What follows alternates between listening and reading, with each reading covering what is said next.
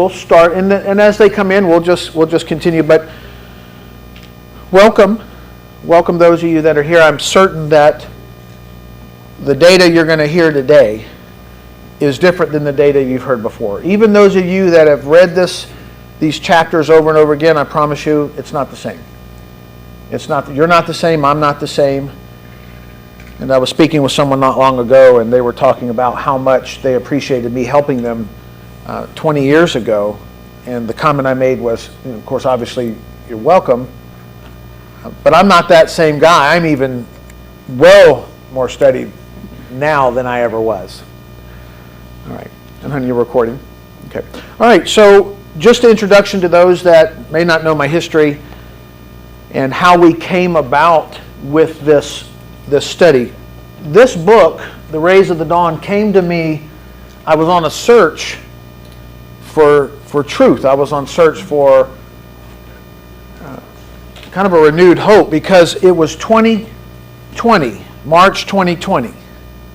You know what happened in March 2020? The whole world went into shock. And long story short, the governor of Texas was asked a question if chiropractors were considered essential, and he said no. So we had a couple offices and about 30 staff, and we said, well, we'll lay all of you off and you can go draw your unemployment and be with your family. And then a couple days later he said, oh, I made a mistake. You are very much essential. Great. And 2 people came back. So we stayed and we worked, and it was hard times, and it was a bit crushing to realize that after 20 years, I've been a chiropractor 25 years, that after 20 years that I was in some eyes considered non-essential. And I didn't let it bother me too much, because I realized in my mind what they meant, maybe what they thought was, this is emergency care only. I get it. But it just made me think, well, how am I all this time working with people and helping people and not essential? And so that led me to studying neuroscience. I went back, got a master's in neuroscience, looking for higher levels of healing, so I could feel in here that I had some worth and that I could be worthy. And I know that's not how you get your worth, but that's where I was at. I think we were all in a weird space. Studied that. I came across a master healer, and he had mentioned this book, the Total Health Handbook, The Natural Laws of the Body, Mind, and Soul.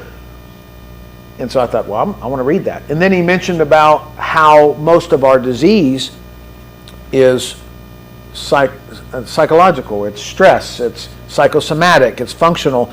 And I had studied that quite a bit, but I didn't really relate that to 80% of my patients.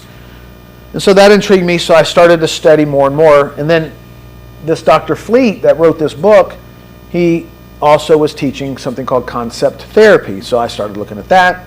That was working with the fixed ideas in our mind.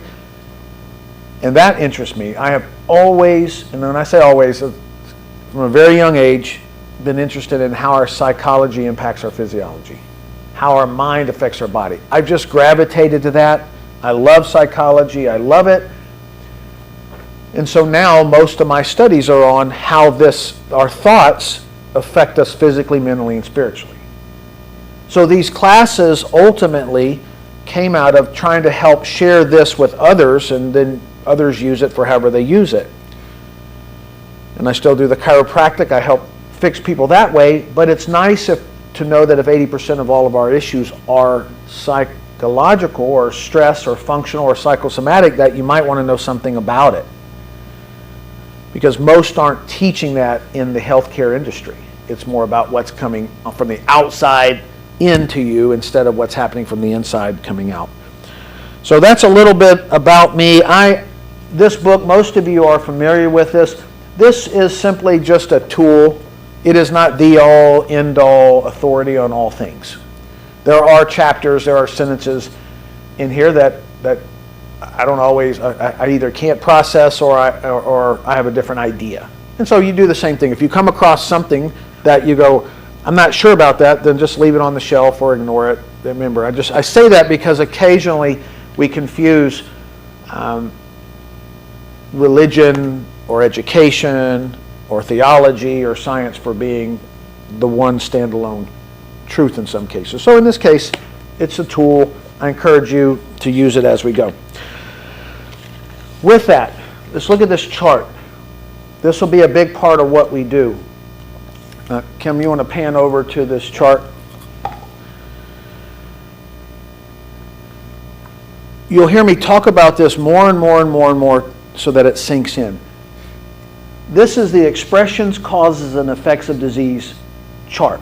If you look at it, it says, if there's an organic expression, that's usually caused by some form of poison.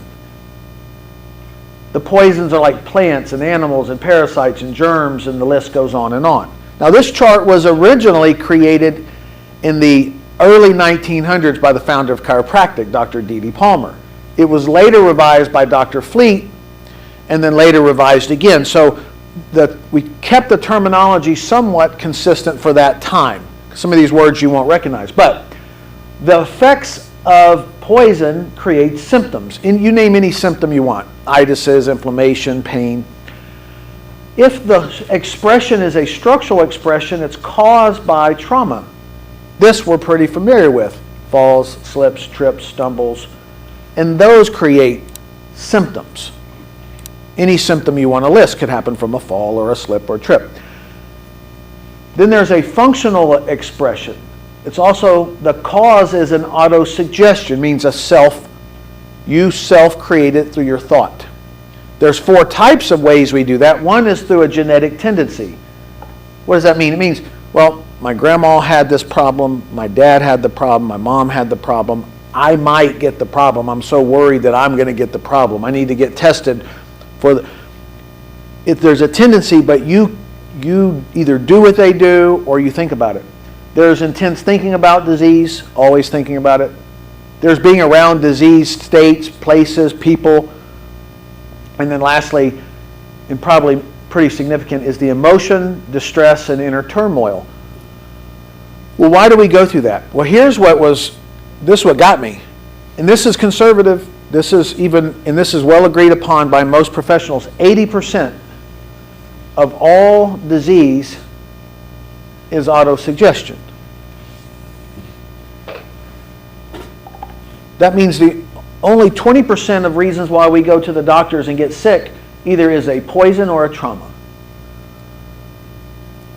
Now that's startling, because in my practice most people come neck pain, back pain, headaches. So we want to attribute something physical. And most of the time they say, I bent over, I coughed, I sneezed, I didn't do anything, I woke up. But if 80% are autosuggestion, then that suggests that most of our problems start as some type of autosuggestion, some type of mental thought over a period of time, and that's what's creating the problem. I'll speak more about that when we talk about suggestion, but this is a startling statistic, so this is why we study this as a tool to help us be aware that our thoughts are doing that. So you'll hear me constantly, even when I do education, yes, I'm a chiropractor and I do chiropractic, but if 80% of my patients are coming in with something like that in the physical things, the laws of the body, which are taught in this book, if you're abiding by those and you still have sickness, then it's probably thought. And if you didn't have a trauma, a crash, or a fall, and you didn't put anything bad in or on the body, then it's probably one of those 4 ideas. So keep that in mind. All right. Coming back. So that just gives you an idea. So let's open up to, who needs a book? Does anybody need a book? You need a book? Let me give you a book. You have a book? We're going to be on page 99. And I'm going to ask for participation if you don't mind. We'll each read, and the format of the class is this. And those of you online, same for you. We're going to read a little bit, and then we'll leave it open for discussion. We'll just discuss it. And then we'll read and we'll discuss it. And you're welcome to share whatever opinion you like. We're not doing any debates, so everybody allowed to have their opinion, and you just share your opinion. Or what you believe on the fact if you want. And then if you have questions, just ask. I'll open it up a little bit. So we're on page 99. The idea is prejudice and intolerance. And I will tell you, early on when I first started studying this, I did not have all the definitions for prejudice. I had a few. It's expanded immensely. And I do want you to know that 80% of disease that we talk about, or 80% of illnesses and sicknesses, is autosuggestion. Well, that means prejudice. 80% is due to biases, judgments, incorrect awarenesses, not having all the data. So that's why the value, I know people's like, well, I don't have a prejudice. It's unfortunate that we're limited in the definition, so we go, I don't have that problem. I don't have a problem forgiving. I forgive everybody. I love everybody. But it's because they have one definition of forgiveness. If we realize that also is a different, many different definitions, likes, dislikes, and it's creating the sickness. And so those of you that have made the time to show up, well done. Well done to you. All right, page 99. And I will start the reading. Just grab a book over here. Good to have you. Yes. So page 99. I'll start. It starts with prejudice in the broadest sense. Includes all the innate capacities, those you're born with, all the acquired tendencies, all the things you've learned, that create a behavior bias in the human being.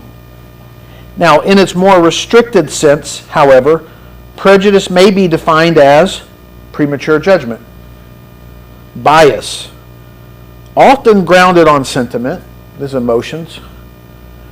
It's often grounded on sentiment, ideas, and associations. The prejudiced mind is a closed mind. It's narrow, it's biased, it's opinionated. One that is inclined to pass judgment before making a full and complete inquiry. In this sense, prejudice is regarded as an evil and an undesirable trait, and it constitutes a retarding force in our evolutionary progress. And that's physically, mentally, and spiritually. We may divide prejudices into two categories, beneficial or destructive, and when confronted with an issue in which we must make a decision, well, we have the right and privilege to investigate all angles and phases of the situation. That procedure indicates precaution and equity and should be encouraged. But if after careful investigation we find that our prejudice is unjustified, then persistence in our biased attitude constitutes a distinct evil, and we should eliminate it from our consciousness. In the light of prejudice, we interpret events and we project our fears and hopes onto them. Our distinctive way of thinking and believing influences how we judge or misjudge others. Prejudice forms the eyeglasses through which we view the world, and thus models and shapes both our impressions of the world and our reactions to those impressions. So, for me, what stands out in that particular area is one of my biases right now in life is seeing things through the lens of emotions are creating problems. So much to the fact that over the years, 25 years of being a chiropractor, everything along the way was physical. You have a bone out of place. Let me put it back. You have a tight muscle. Let me relax the muscle. Let me align your posture. And that was the fix. And why was that the fix? Well, it was a fix because the brain controls everything and the nerves come through the spine. But as I've learned, my bias has shifted to looking at the posture and now looking at the mind. So now I filter everything through the mind. I go, wait, aren't you a chiropractor? Yeah, but it's your thoughts. Your thoughts are creating. And so sometimes I have to come back to my roots and go, this is your foundation. What you say may be true, but there are other professionals that spend all of their time working on that. So I go, okay, let me ease my bias for a minute. Could it possibly be that they didn't drink enough water? Could it possibly be that they are not stretching or they're not sleeping? Could it possibly be that and not some stress in their life at the moment? I go, oh, yeah, I had a bias on. I have a prejudice right now towards the mind. It's the mind. So I've just skewed a little far. So through the glasses. we're going to have a little fun in a little bit with colored glasses, so you can get the idea that we see everything through the lens that we are wearing, whether that's a religious lens, a science lens, a healing lens, a parent lens, a grandparent lens, a husband, a wife, a friend, a coworker, a boss. All of those are lenses that we're looking through. And they all skew the truth. That's why you ever notice the rainbow? You see the white light come into a prism, and then as the prism separates the colors into their 7 primary colors, you have truth is the white light coming in, and then the apparent, all the rainbow colors are the apparencies that come off of truth. One branched into many, and then those many can come back to the one. So when we look through colored glasses, we're seeing a frequency, but it's not the whole. The truth is the light. It shows up in a rainbow, and we say, how beautiful is that? But that's parts of the truth, but it ain't the truth. So, and it just happened through a different lens. All right. Anybody else have a comment or a question on that section that you're welcome to comment, ask a question. I don't know if there's another option, but we'll do that. Dance. I know we're just getting started, but y'all will get cranked up here in a minute. This is a little off track. I'm wondering where insomnia comes in there. Okay. And I, since a child, I stayed up late because I was unsupervised. so I stayed up until all hours of the night, and then got up and went to elementary school or wherever, and then worked nights for about 25 years. So I just wanted to put that pin in there. So it's a great point. Her question was, where does insomnia fit in this? Because she was raised staying up late. She was raised with a job that was different shifts. This is a great point, because in the rays of the dawn, see, my first immediate bias would be going, well, there's noise in the brain. When you have noise in the brain, you don't sleep. But Dr. Fleet was very clear when he wrote this book. He started with the laws of the body. See, we're just looking right now at the law of the mind of prejudice, and then we'll go to a law of the soul of forgiveness. But he goes, the first 4 chapters are laws for the body. And in that is the law of recuperation, which means sleep, rest, and recreation. And so in there it says, if you're violating that and you train your body that way, well, you now have a habit. You've just created a habit. And if your circadian rhythms aren't in favor of that, then you may have insomnia. Or your body is designed to follow a certain pattern, you haven't followed it. So again, sometimes it's just you're either not moving all the joints, you're not eating correctly, you're not resting right, or you're not keeping the body clean. And this is, in honesty, where I struggle the most, because I love mind. I've been working with body, but my body gives me feedback that I don't really apply all the laws of the body, and if I did, I might not have as much mind. In fact, it's interesting. There's a book I'm reading right now, an old chiropractic book from the early 30s, and he said the opposite. We're saying 80% are mind-body, mind affecting body. In this book, they were saying the opposite, saying it was body affecting mind. So just the different thoughts, but it's a great question. If it's noise in the brain that you keep rattling on and on and on, and you can't, well, then that would be more their psychology.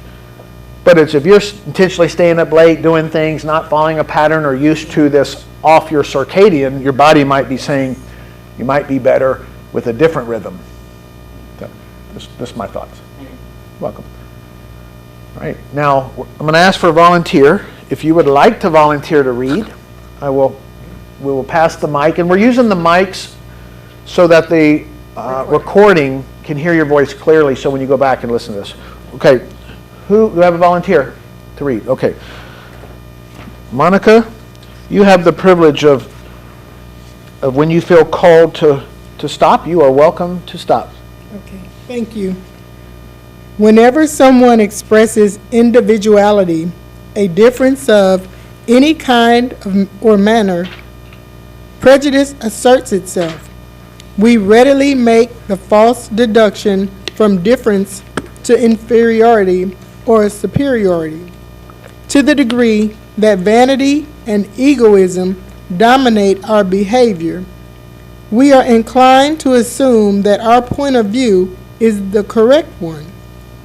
If others differ, they must be wrong. If they are unlike us, they must be inferior. Whenever the element of rivalry enters the picture, our prejudice is intensified and often blazes forth in dramatic competition. Wars have always magnified and intensified all sorts of prejudice, making it more difficult to maintain world peace and harmony. Nearly every person is a crank on some subject or other.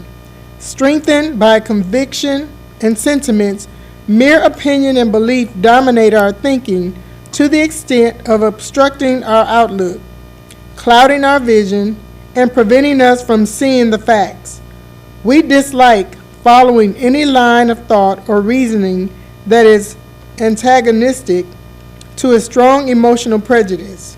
The emotional intensity and the quality of the sentiments attached determine the degree to which prejudice can hold or sway the human mind.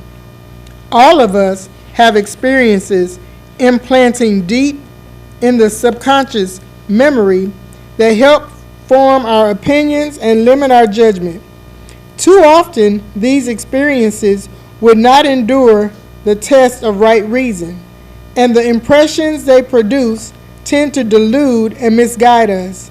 Consequently, our minds become confused and imprisoned by prejudice, biases, set opinions, odd ideas, and taboos.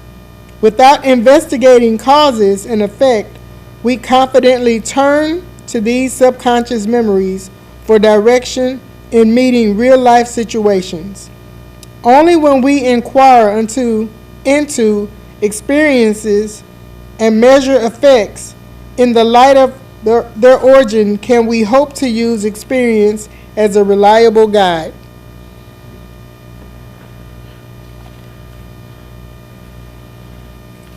Thank you very much.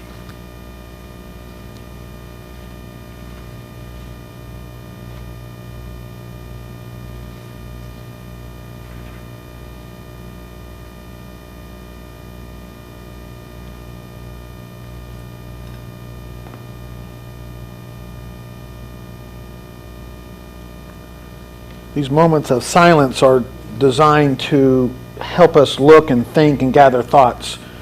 So if there are awkward pauses, you know why.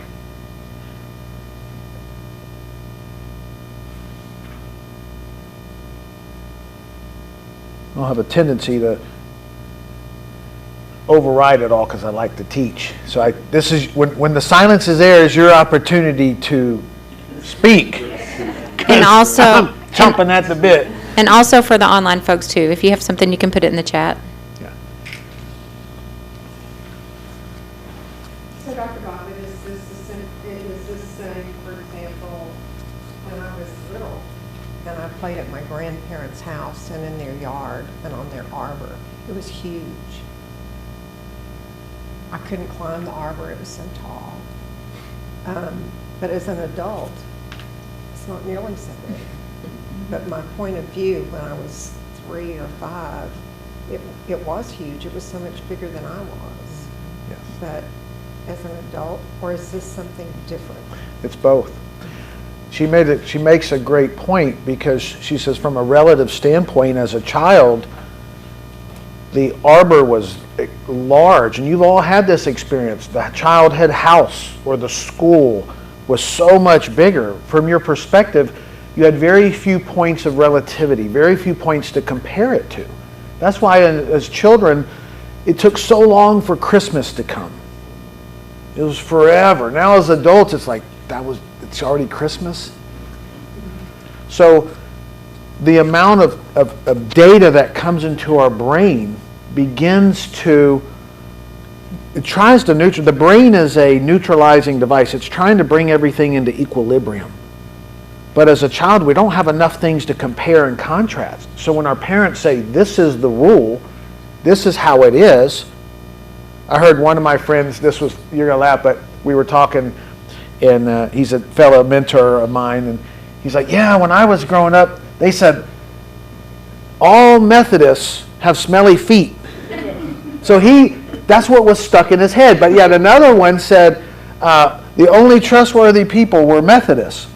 And so he believed that. So you had the good and the bad there. You had the smelly feet and you had the both. But the point that she's making is, yes, we're skewed based on what we've been trained and what we have and what we've been exposed to. If you've never been exposed to something other than that, then you have a biased prejudice.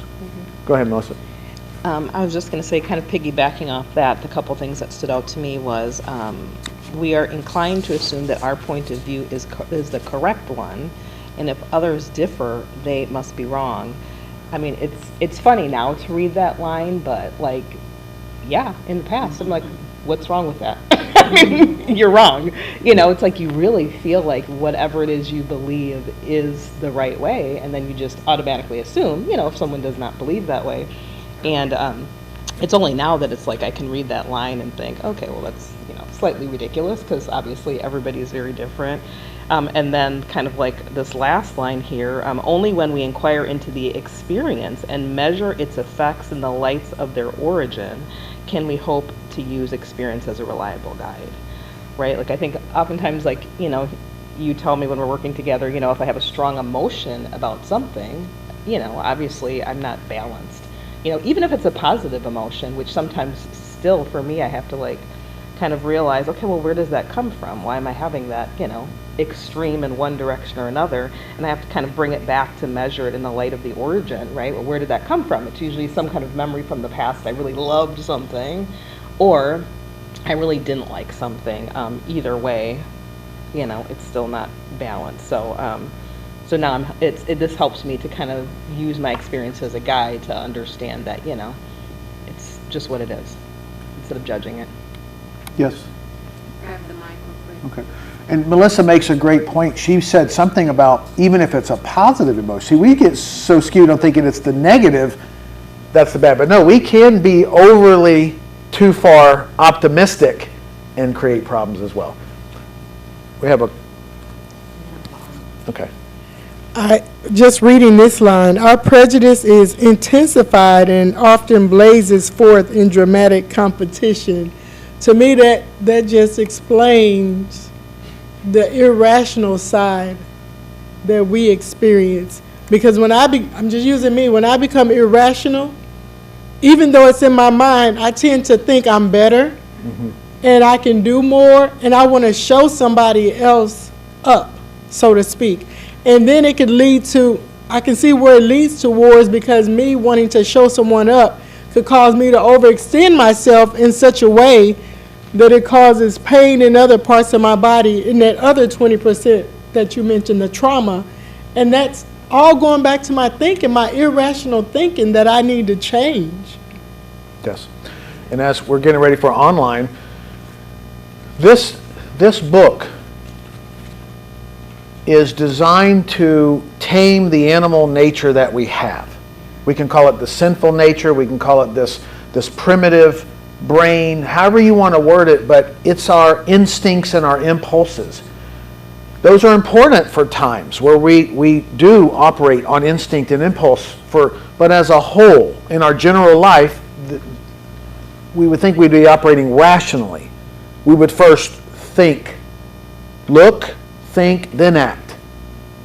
But in often cases, we just act and then we think. And sometimes that's not always favorable. Go ahead, Kim. Yeah, so a long-time studier of this work, Patsy Inglett, or it may be Tom, it's the Inglett team. Remember, a crank is a tool used to start something mechanical.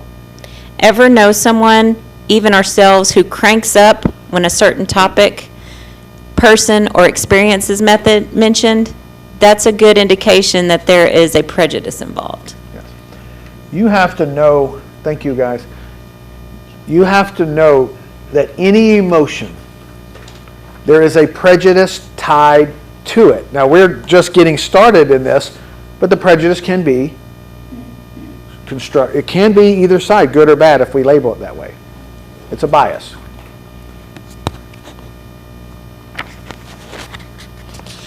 on the bottom of page, starting on the bottom of page 99, whenever someone expresses individuality, a difference of any kind of manner, prejudice asserts itself. For me in the past, when we were in a group such as this, and if someone were to break off and show individuality, I would immediately go into judgment mode. I mean, because we're here for a group setting, and then you want to take yourself from the outside mentally that, hey, I have this idea, then I used to immediately, I cut them off. And I had to realize over the years that it was a form of judgment and prejudice. So I'm no longer on that platform. Well, that's admirable because I have the same sentiment. In preparing for this event, over a good solid 5 or 6 weeks, lots of, but I'm expecting other people to value what I value. That they're going to take their weekend after a tough week of work, their children, their time, to come to an event that I value, that they didn't ask for, that I'm giving them, come, and then to be anyway aggravated that they told me they would come and they signed up, and I go, no, they have something that has priority right now in their life, and that's where they're at. Great. But it's taken me a while because I have a bias. I think you should, and you ought to, and you need to, and you have to do what I think. And I value you, but I have reframed things because now with technology, I can record it and put it out there. And if someone wants it, they will find it. And it will reach whoever needs to be reached. And those of you that are here, and here, and here, it was a value today. And so because you're seeking, you will find something there of value. So I'm sharing this too because we all are the same.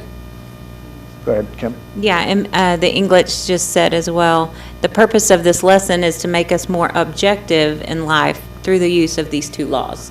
So more objective in life. The purpose of today and this book is to make us more objective in life and to understand the laws so we can apply them in life. That's what we're doing. All right, let's keep going. Next reader, who would love to volunteer to read? Melissa? And just read until you're ready to stop. All right. The top of 101, right? Top of 101. Okay. Our false memories of experiences submerged in the ignorance-bound regions of the mind often produce masses of likes and dislikes, ideas of right and wrong, as well as conscience and belief. When called on to answer a question or make a decision about a subject of which we have only limited knowledge, our tendency is to call up such false memories, which then color or sway our thinking.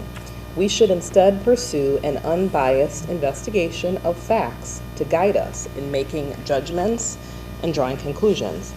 Prejudice is usually considered an evil, but however much we may disprove of its existence, we cannot dispense with it.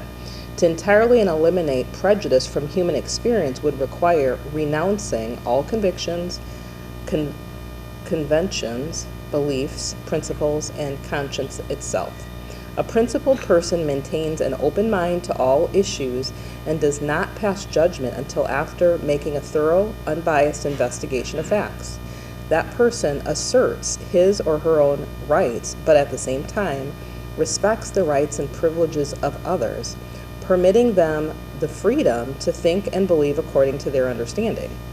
By means of prejudice, we protect ourselves against unpleasant, undesirable, and thus usually destructive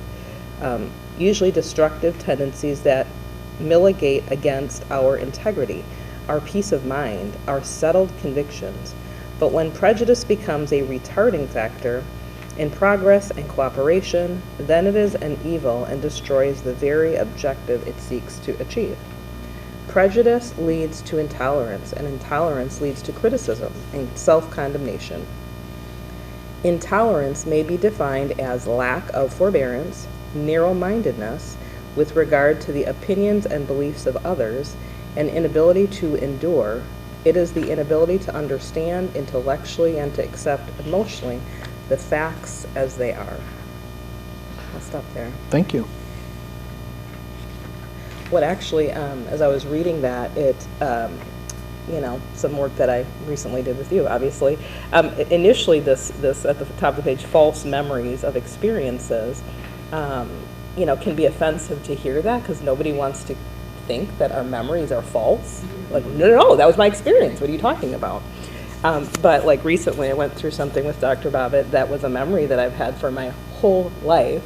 And I like judged it one particular way as it relates to my mom, and only to look back at it and really be able to see now without all the emotion involved, like, wow, it was actually very different than I had perceived it at the time, obviously as a little kid, that I can see now that that's what that means by false memories. Like you just had this strong emotional experience about something and you judge it one way, but once you kind of like take the emotion, I call it like the clouds, like part, now you can just see the facts of what happened, and it just like takes all the emotion out of it. Now you can see it more objectively on what actually happened. So that was super helpful and, definitely a tool that I know I use regularly with other people as well. Yeah, so Melissa, over her entire life, something at a very young age she fixed an idea in her mind, and that idea stayed with her all the way up until a week ago, and life was getting her attention through every relationship she had, the same story, and she finally realized that. She just needed a little help, a few questions to ask to get it to see that. This is what's happening. We have just so you know, and we can unpack this another time, any emotion, in essence, is a lie. I know an unconditional, any emotion, with the exception of a few things. Unconditional love, inspiration. These are more like transcendental feelings. Certainty, presence. There's certain things, gratitude, but not in the sense of thank you for giving me this. No, that's conditional. Unconditional gratitude. But any other emotion is a bias towards this, I like this, or I don't like this. It's a prejudice. It's I'm tolerant of this, but I'm intolerant of that. I'm critical of this, but I'm not critical of that. I'm just using these words that he used right here. I forgive you for this, but I don't forgive you for that. I forgive you, but I won't forget. True forgiveness is forget. There is no thing, it's just an event. When you look back at it, you go,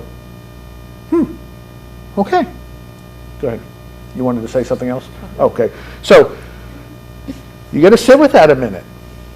Every emotion is a lie. I don't know that I can. That's okay. But just know that it's askew from the normal psychology and physiology. Any other comments on that section? Intolerance. Prejudice leads to intolerance. Intolerance leads to criticism and self-condemnation. See, we can condemn ourselves because what we see in others is a reflection of what's in us. That's why if we don't forgive others, we're not forgiving ourselves. It's two sides of the same. You can't do one without the other. They don't exist. Hence why love your neighbor as yourself. Because if you're not, then you can't say, you know that old scripture that says, if you say you love me, but you don't love your neighbor, then you don't love me. Well, how can you say that? Well, because this is how I can say that. It says it much better in the scripture. Anyway. It's the way to just love yourself more objectively. Okay. Page 102. Next volunteer. Kim's going to read? Yep, I'll read. We are in the habit of being intolerant. We allow ourselves to be disturbed by the shortcomings and mistakes of others and of ourselves. We concentrate on insignificant details and petty differences. We fail to understand the operation of the law of opposites and the law of cause and effect. Intolerance of others leads to criticism. Intolerance of ourselves leads to self-blame and feelings of guilt. Too often, intolerance is not the result of what we think, but of how we feel about any particular person, institution, or idea. We are victims of intolerance for as long as we analyze and interpret facts through our emotions. Only through reason do we attain genuine understanding and tolerance. When we feel superior purely on the basis of being born into a particular race, we become intolerant of race, creed, and color. We often boast of tolerance in religion, but in reality question the integrity of anyone on a different faith, How open-minded is someone who concedes that all truth is relative, but who then becomes emotionally upset when someone else expresses ideas that contradict his or her viewpoint? Yes, we profess that others have the right to solve their problems according to their own dictates, but still we find fault and criticize anyone whose code of behavior is different from our own. As long as we continue feeling tense and irritated by whatever does not conform to our particular desires, notions, or prejudices, we are ignorant of the meaning of tolerance.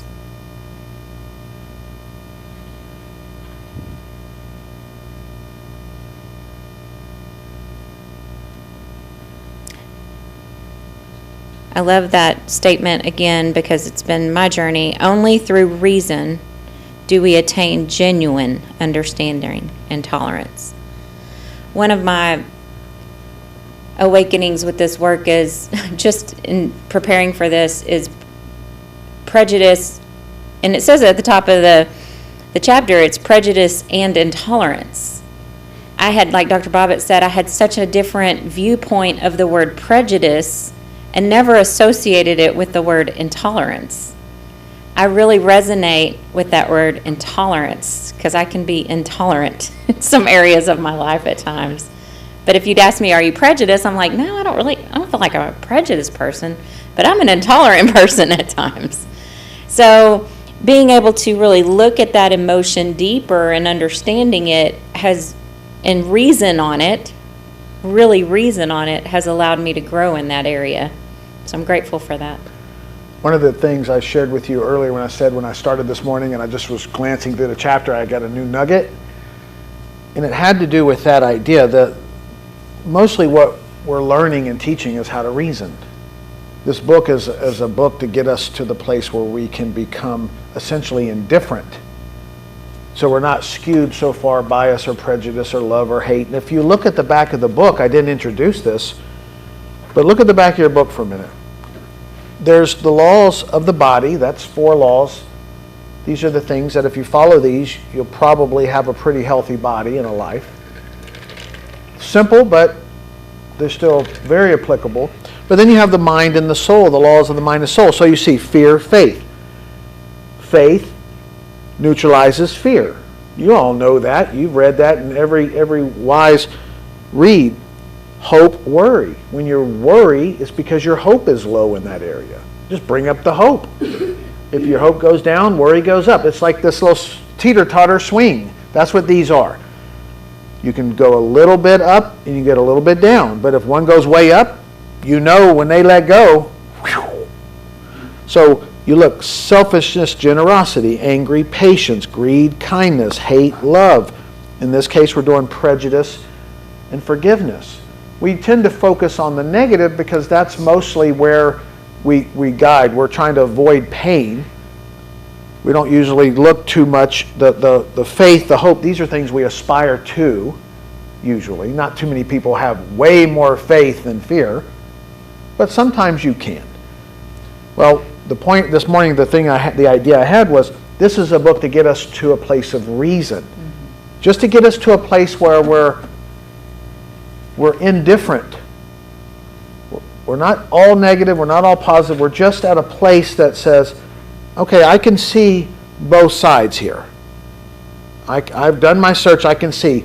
There's still a preference, but the design of this is to calm down that instinct and impulse nature And then from there, we can reason on what might be the proper next steps. How can we transcend this animal nature of ours into more of a mature nature so that we have right action? So that's kind of another idea, that when she said the reason, it just helps bring you back into equilibrium a little bit so that you can then reason. One of the things with that, as I see my reasoning evolving over time, in the past, I would react, right? Not reason, but then I would turn immediately to my source of truth, whoever that was in my life. For the longest time, that was my mom, until the day I lost her when I was 36. And so then I was unable to process, right? Like, oh my gosh, my sounding board's gone. The person I run everything by is gone. How do I function? That person is me. I don't seek other people for my truth because I know myself. Wow. And I seek truth from within, in the spirit within. Yeah. And I'll say this before that goes back to this quote that I love so much that says, is an authority your truth?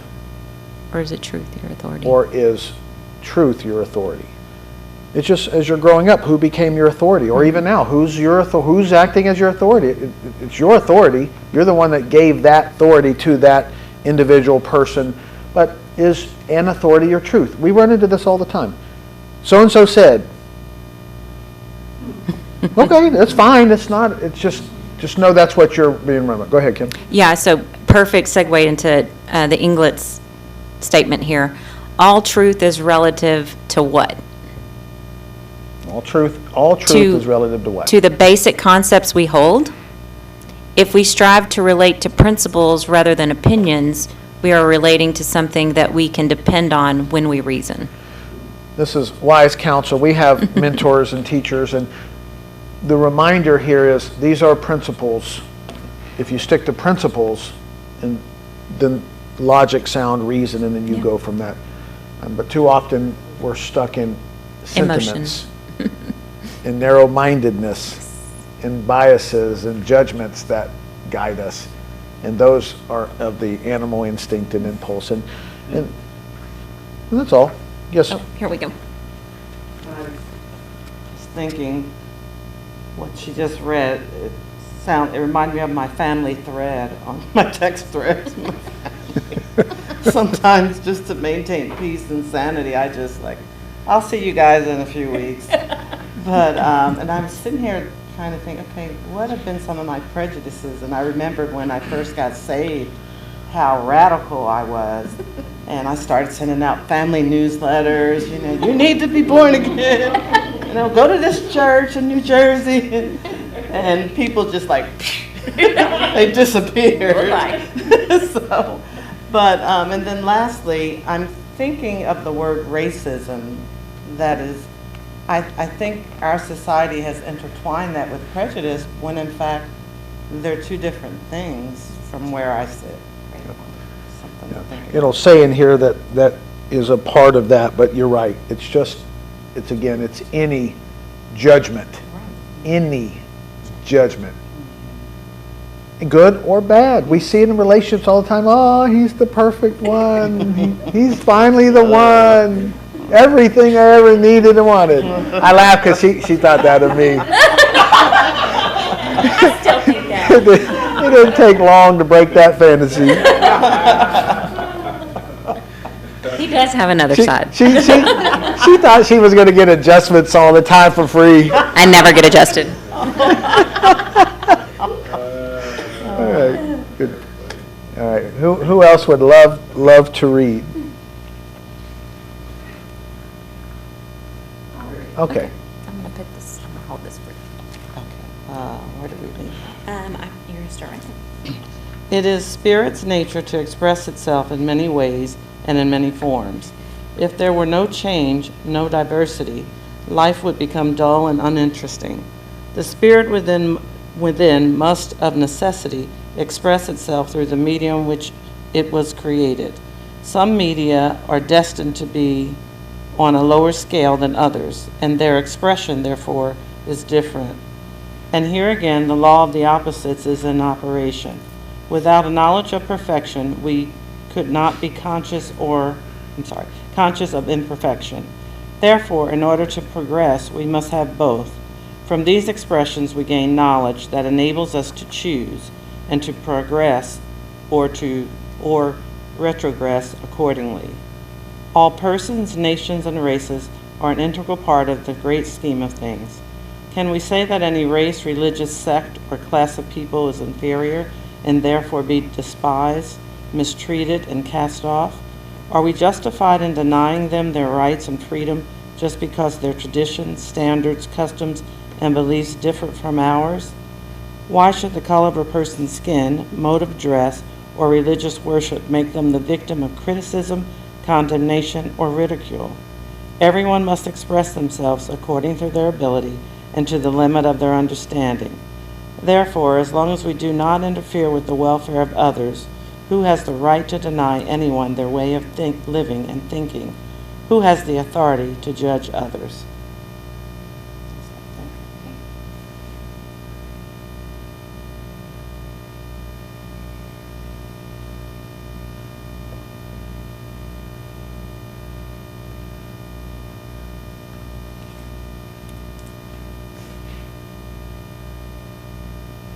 That last line made me think about what you just said, and that was, is authority our truth, or is truth our authority? And you really have to look within to make that determination. It's very convicting, that paragraph, because just like she was referencing, she had this glorious moment, this life-saving moment, and she just wanted to share with the world. And the way she did it may not be very tolerant for the people around them. They can't tolerate that level of excitement. But we want to share the world, and we want to give. This is why I told you that I have this bias towards studying this type. I just want to share it, but I'm having to remember, who am I to determine their tradition, their custom, their belief, and why should I tell them what they should look at and ridicule, or what they should or shouldn't? And it's tough because you have something you want to share.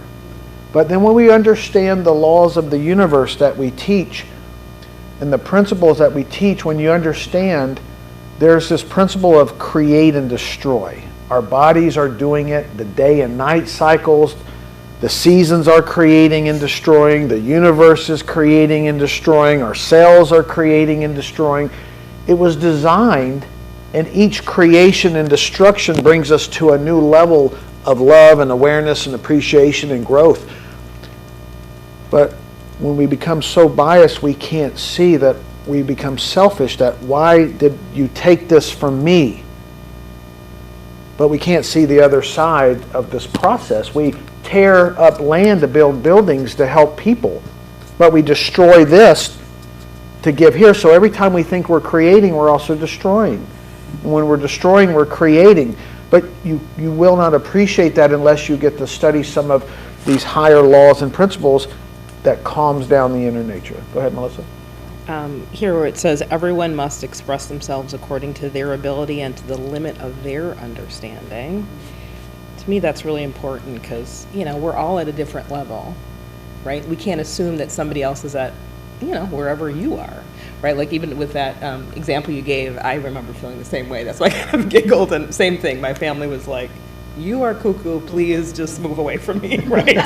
And now I get it, right? Because like I've been the person on the other side too. We were like, okay, that's too much. Like leave that over there, because we're all at our different level. And even when it's something like you said, like that you want to share because you see how much value it's had to you, like who am I to say that that's going to have value to somebody else, right? Like just because it was super valuable for me, and like whether it's a way of living or a way of eating or whatever it is, or a religious belief, oh my gosh, it was so wonderful for me and I can see how I'm changing and growing, but I don't want to project that on somebody else because, they have their own particular walk, and I want to trust that they know what's best for them.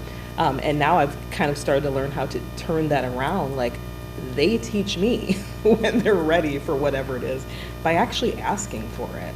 Because otherwise, like it says here, like we're actually just, what does it say, interfering. Therefore, as long as we do not interfere with the welfare of others, because even when I'm trying to give something that I perceive as good to somebody else, it's still interfering. 157. Yeah, right. Like I'm still interfering because if they don't ask, hey, Melissa, how do you do this? Or, what do you believe about that? I'm just, again, interfering with somebody else's belief system because they have the right to use or believe whatever they think works for them at that point. And that's tough because wherever we put our focus and attention is where we put our bias. You study chiropractic, then you could think that that is the only answer. And we joke, and I love what I do, but I go, well, how did people get well before 1895 when chiropractic was founded? Oh, that hurts. But that's how I was trained. And so you typically do not want to feel wrong. No, you're just another tool to help expand awareness and consciousness. You're created for a very distinct purpose. By the way, what you heard is page 157. If you turn there real quick, this is the parent's guide. Yes. The to grandparents' guide, the spouse's, Spouse the guide. husband, the employee, the guide to peace, happiness, success. It's called non-interference. And it is the reciprocal of envy, but the idea of non-interference is we're not taught this, but we're taught its opposite because when you take a position, I don't care if it's a religious position, a political position, whatever position you take in life, you now are intolerant of its opposite.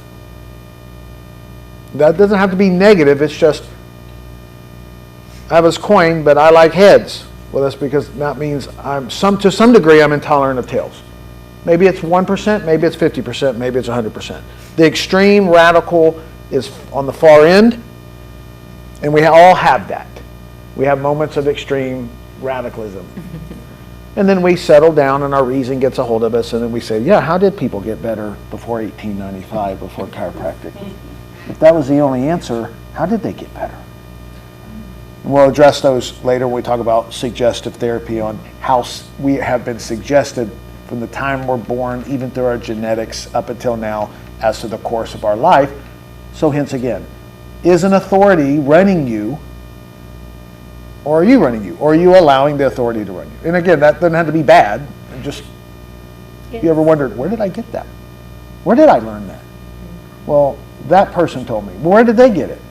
Well, you're not supposed to question that. That's just how it is. Oh, okay. And if you question it, the majority will maybe slap you on the hand. Anyone else before we move on? We're almost ready for an activity, but we got just a little bit left to go. Next, where are we at? We're at, it is only natural. Okay. Carol, you want to read? Carol, okay. It is only natural and normal that we have individual preferences, but we should not become obsessed with our own ideas and opinions. Everyone is traveling the path, each seeking their highest good according to their own understanding. No one is perfect. All of us have our limitations, yet we all struggle onward, and someday each of us in our own way will attain our goal. What undreamed of heights might we achieve if we would only realize with understanding that there is only one mighty essence permeating all creation. Obedience to the laws of life will elevate us to these heights. When enough of us, through obedience to these laws, automatically cease elevating ourselves to the detriment of others, real unity will be assured. Peace, happiness, and understanding will then prevail throughout the world. In a progressive world, there is no place for intolerance. Humanity is rapidly increasing its storehouse of knowledge.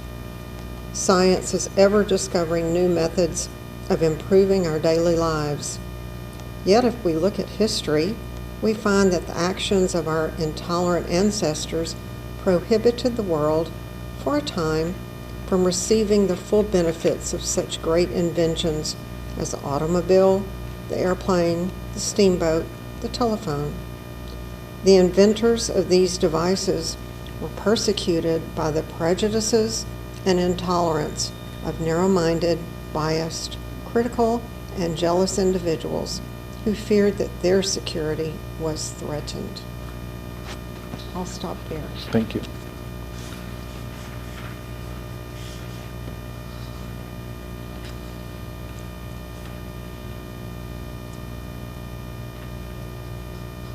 The unknown and the unfamiliar are scary for a lot of us, technologically or otherwise.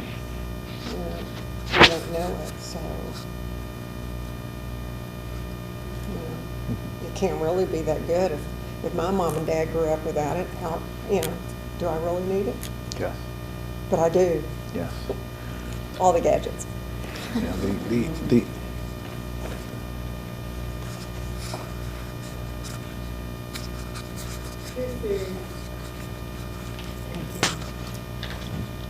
Everyone is traveling the path, each seeking their highest good according to their own understanding.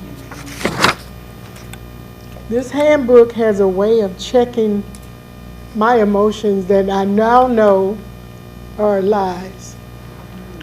Because it makes me think about the scripture that says, I have to, it just fell out of my mind. I was just thinking of, work out your own salvation with fear and trembling.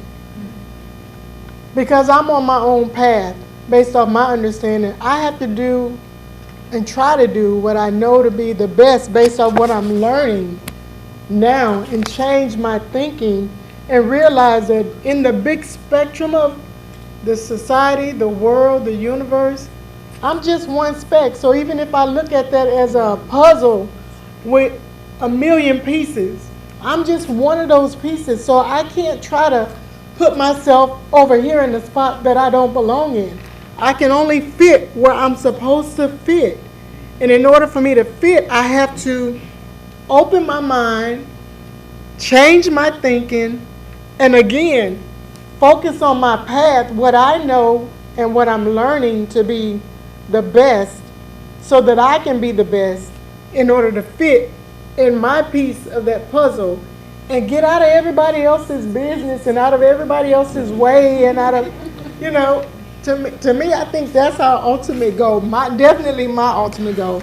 So this book has a way of checking me because it makes me very emotional, where I want to cry, because it's like the reality check, like, oh, you thought you were this, but you're really not. So sit back down and learn some more. And you know what's so beautiful, because we all felt that, is that's principle. That's law that just comes out in is the least biased way. And sometimes we have truth in front of us, but it's filtered through the teacher.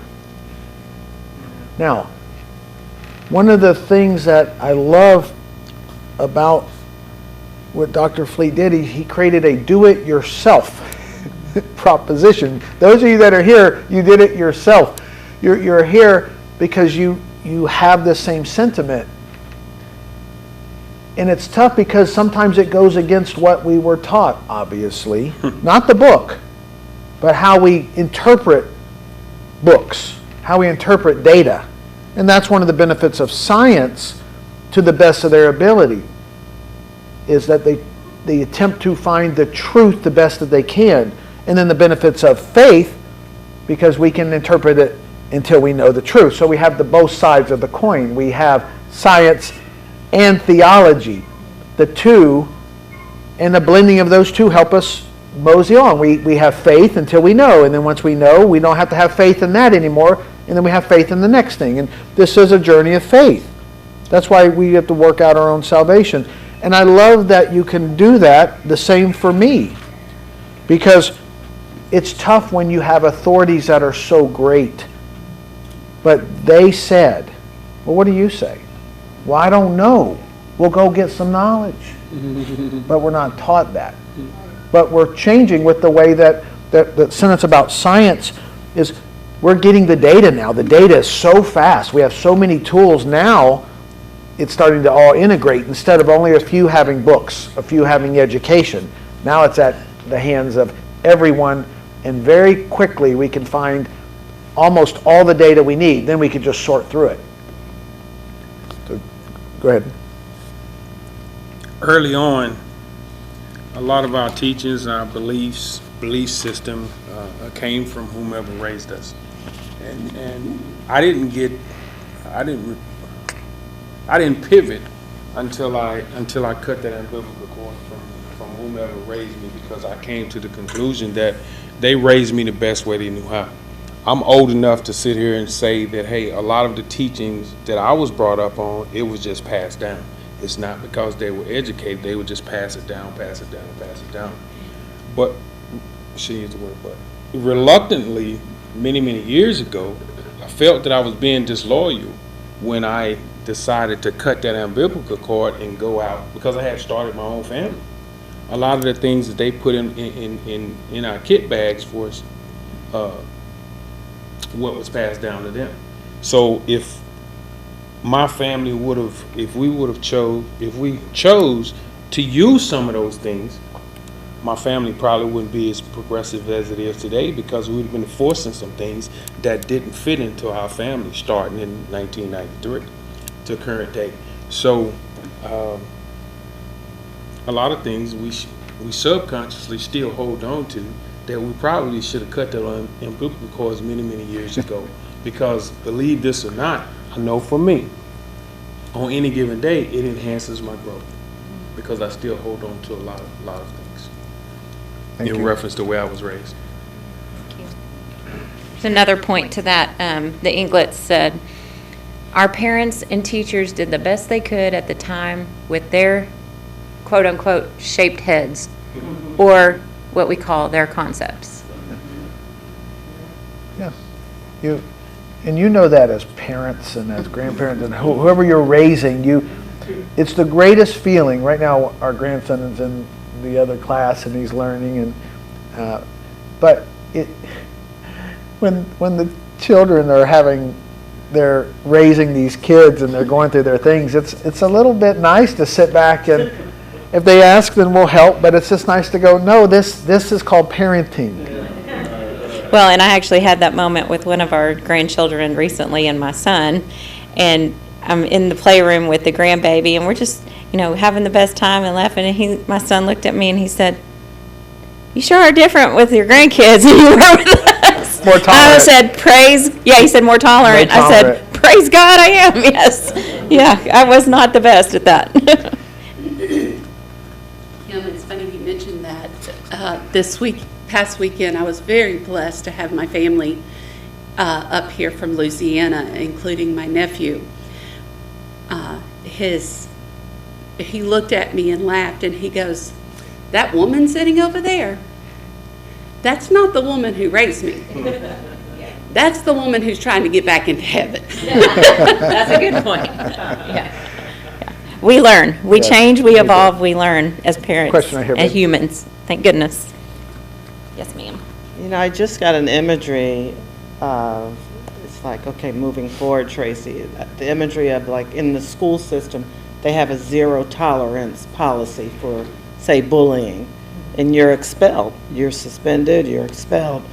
And so in my mind, I'm looking at that as like, okay, I don't want, in order to not have this intolerance, to keep that imagery in my mind that when I am intolerant, I'm just, expelling people. I'm not giving them the grace to, show me their way of their path, their understanding. And for any one of you that are slightly, the energy has slightly shifted towards, I'm a bit prejudiced, I'm a bit biased, I'm a bad person. Don't worry, we'll neutralize that with forgiveness. Okay, let's continue. We'll finish this chapter. We'll do a little, and then we'll take a break. Next reader? Okay, where am I at? I'll read. Where'd you end, Tracy?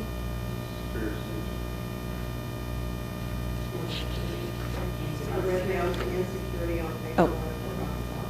1. Okay. We got lost in conversation. Okay, so I start there at insecurity? Okay. Insecurity is probably the basic reason for our intolerance, as it is for many other destructive attitudes. Nothing is fixed or assured. In our external environment, as well as from within ourselves, we are exposed to dangers that challenge our physical, mental, and spiritual security. Every other little security-seeking ego represents a potential danger in our own welfare. Thus we become the victims of fear, jealousy, envy, prejudice, and intolerance, and a score of other evil tendencies. And while we attempt in vain to attain happiness and peace, in our ignorance we destroy it, or at least make it more remote and difficult to attain. All new systems of thought must undergo a form of crucifixion before being accepted by the world. People blindly cling to their old beliefs, ideas, opinions, and traditions while closing their minds to anything new or different that may contradict or expose some of their convictions. Not only do such people have a closed mind to a new system of thought or religion, but they ruthlessly attack, without investigation, anything that might shatter the foundation of their ways of thinking or believing.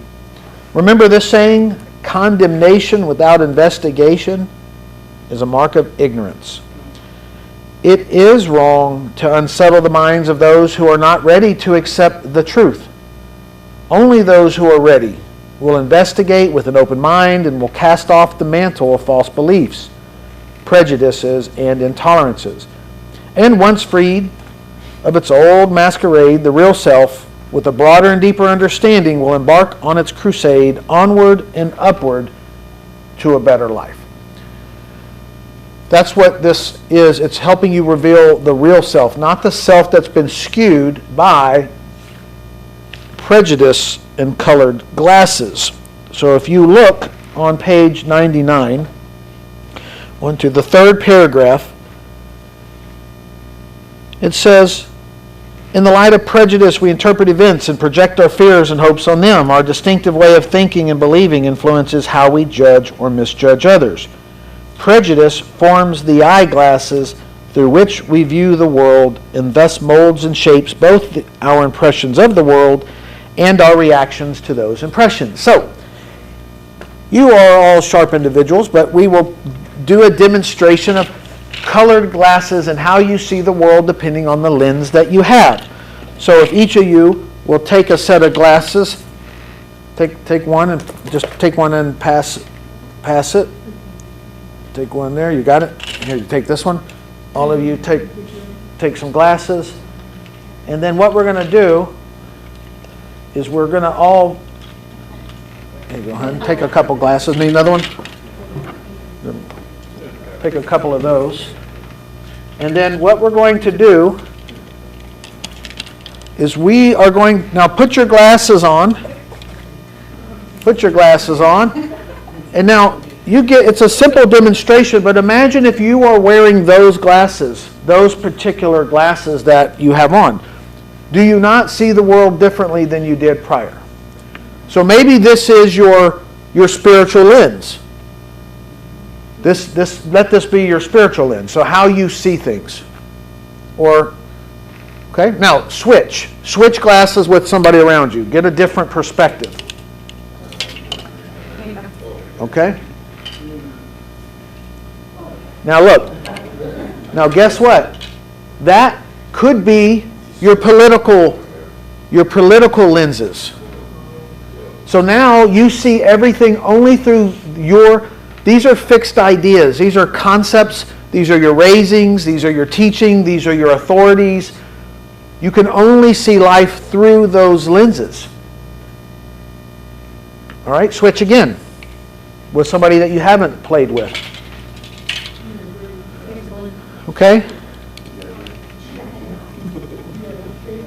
So look, now, as simple as this is how our brain works. The glasses that you call up the unconscious moments where you act in a way that you wished you hadn't, or you judge, or you have a bias, or you have a narrow-mindedness. These represent your program in your mind that you call up. You have all kind of reference points. You have financial lenses, how you were raised that way. You have morals, ethics, conventional opinions. In whatever group you're a part of, if you want to be inclusive to that group, well, you put on that lens. And that doesn't have to be bad, but just know when you're doing that, that's what you're doing. And then you have your normal lens. See, my eyes are, even with those of you that have glasses, we have skewed vision.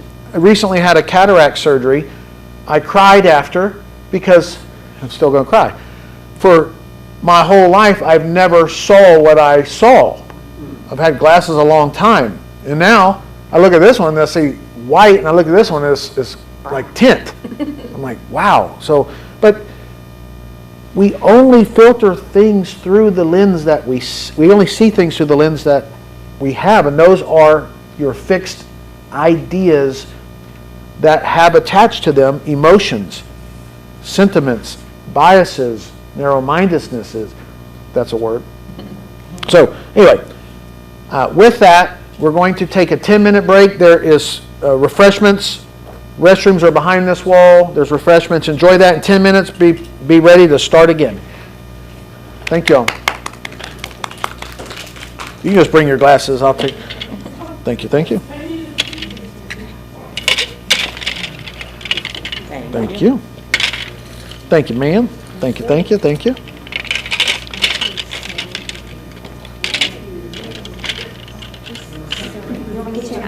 you.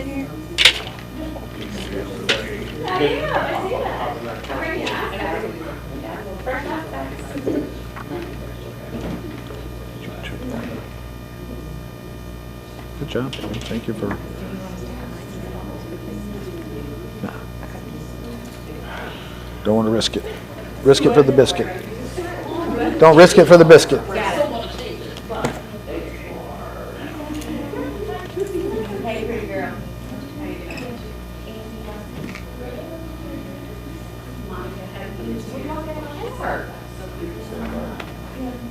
Now you came. Dang, he's sporting these shoes today. What's up? You didn't wear them last time. What size are them? 12. Dang, they're safe.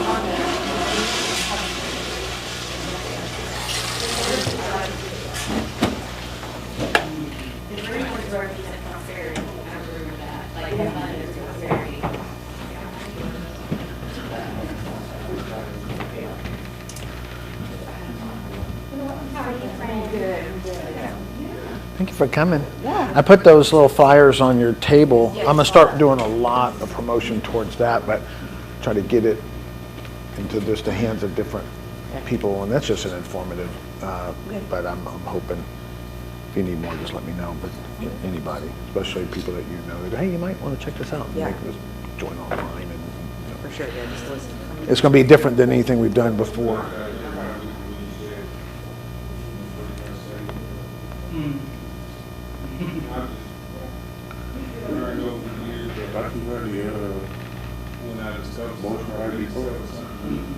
I might have something.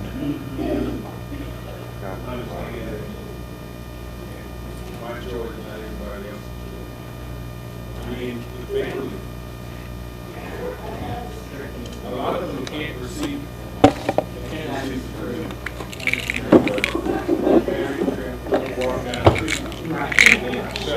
ready to go over there. Sit down and listen to whole body. Does that work? Well, a lot of times, One or two or three?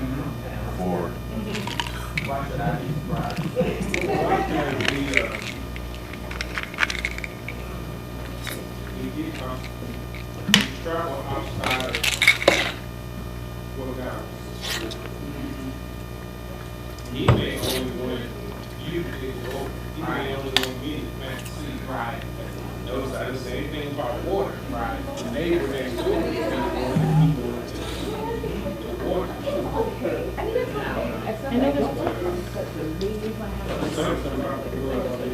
What's Mr. Cambone up to? What's Mr. Cambone up to?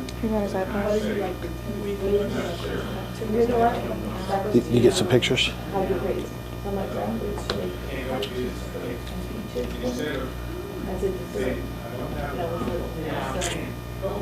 When I was on a diet, lose weight. I guess we're still recording that section, but it's fine. Yeah, I don't, remember I want one section for that. I just want one stream. I don't want two clips. Okay. I want it in one clip. So Okay. that's why I always do that in this section, and then I'll clip it for zoning. Do a whole separate one. So I can post. Oh, that makes sense, because then it interrupts Yeah. the flow. I guess in the future, we could switch it, but just cut. Does that don't do nothing, does it? Really absorbable sponge like you've never seen before, because they have that trust in you. So they're going to cling to your every word. But if it's something that you don't know, you deal with that, and it's something that you don't have an experience dealing with, because they have that trust in you, what are they going to do? They're going to go out, possibly go out, put it into play what you didn't have anything to tap into. And when it goes wrong, Before I came, when I was thinking, because my cousin was going to another place. Here's who's on. Todd, JJ, oh good. Ryan's Jennifer, listen, oh good, we got a few. Jennifer says she's coming to a class in October here. She goes, I want to be in that room. I said, good, we have a class in October. Come. Where do we know her from? Jennifer Dudley from, that's Derek's friend, Oh, Jennifer. yeah. Two back row, good. I don't know who, so, Tracy, I don't know who's Jennifer. Okay. Do you? Yeah, but I gotta remember.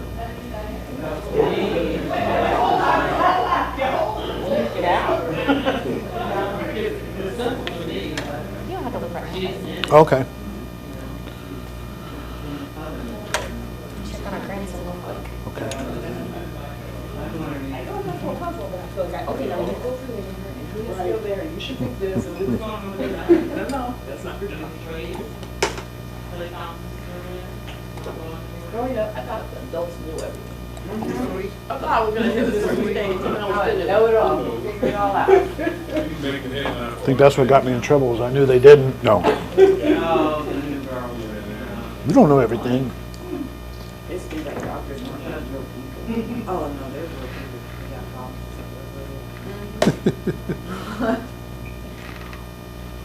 Had any other trades happen that were surprised?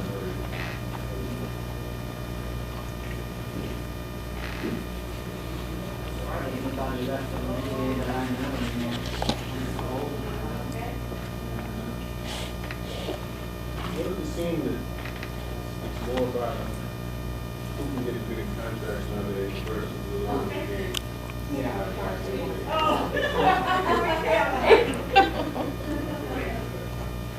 You know, you made it, you get hurt on practice, and a loss for a whole year.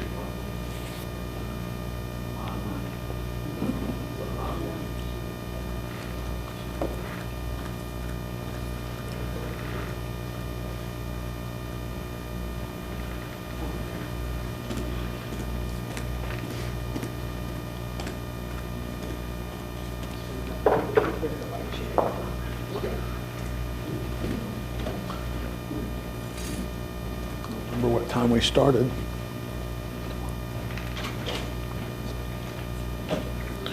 JP. It was just It's the triad. So long as you get a speed ticket. The one that- That's me all the time. I'm like, Yes, it's very, it works. So there you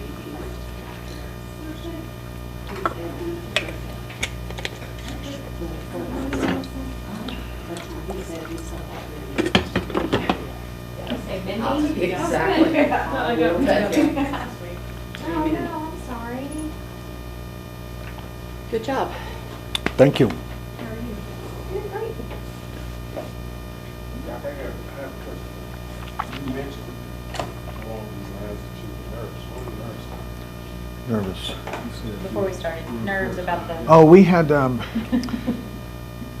we have this thing with technology that as many Love-hate times as we've relationship. done this, there appears to be something that's, and it's usually last minute, trying to figure out, okay, why is this not working? Why is this? When it We worked tested perfect it. yesterday, you No, know. it's not. So that's, Now, if there was not this serpent up there floating around, then I can understand. yeah. The serpent, Hi. don't stop. You put, what I do, which is neat, is we learn. But we constantly are doing it, adding these issues ourselves because we upgrade the next level. We try to add the next thing. How do we make this a better experience? And so we try something and we try and try and then finally we learn. So it's an evolution of our IT consciousness. We have this desire to want to stay updated, subconsciously forgetting that there was some time to do that. Now, do we know how to go back? Me, myself, do we know how to go back and meet that goal? Or go Yeah. back and it goes back? All right.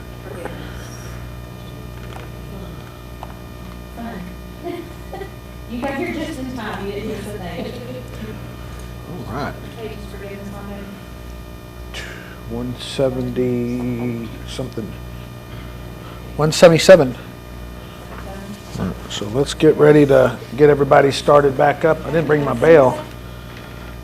Well, hey, my friend. Thank you for the snack. Oh, you're most welcome. Hey, please, there's plenty. Let me know when we're on. Okay, we're cranking it back up. Looks like we lost a few. We scared them away. We got to the forgiveness part, and they're like, I'm not doing it. I'm out. I'm not forgiven. All right. So we're going to move to page 177, but before I do, I want to introduce you, those of you that have your folders, and then those of you online, you have hopefully an electronic folder of some sort. But one of the things,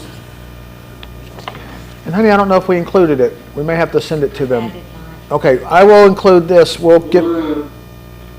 We have something called the Rays of the Dawn Self-Evaluation Booklet. Now, those of you online, we have electronic copy the Institute has allowed us to give, so we can get that to you if you give us your email. We'll provide that. But those of you who have a folder, you have a self-evaluation. As we move through this, some wonder, well, where do I need to start in this book? There's so many places. Well, you can self-determine. This is for you, not for anyone else. But if you open it up to page number 1, there's a scale. It says 1 to 7. So when you're answering these questions, 1 says never, not at all, not characteristic, and 7 is always, all the time. So take that for what it means. Like you never do that, like ever, then that's a 1. Or I always, do you really always do that? So those are the extremes. But for instance, let's look at the first question on page 2. To what degree or extent do you eat one building food at each meal? And then if you read the chapter on nutrition and nourishment, you would know that the building food are meats, fish, nuts, basically your proteins. So you would go 1 to 7. Do you never have any protein with your meal, or do you always have protein with the meal?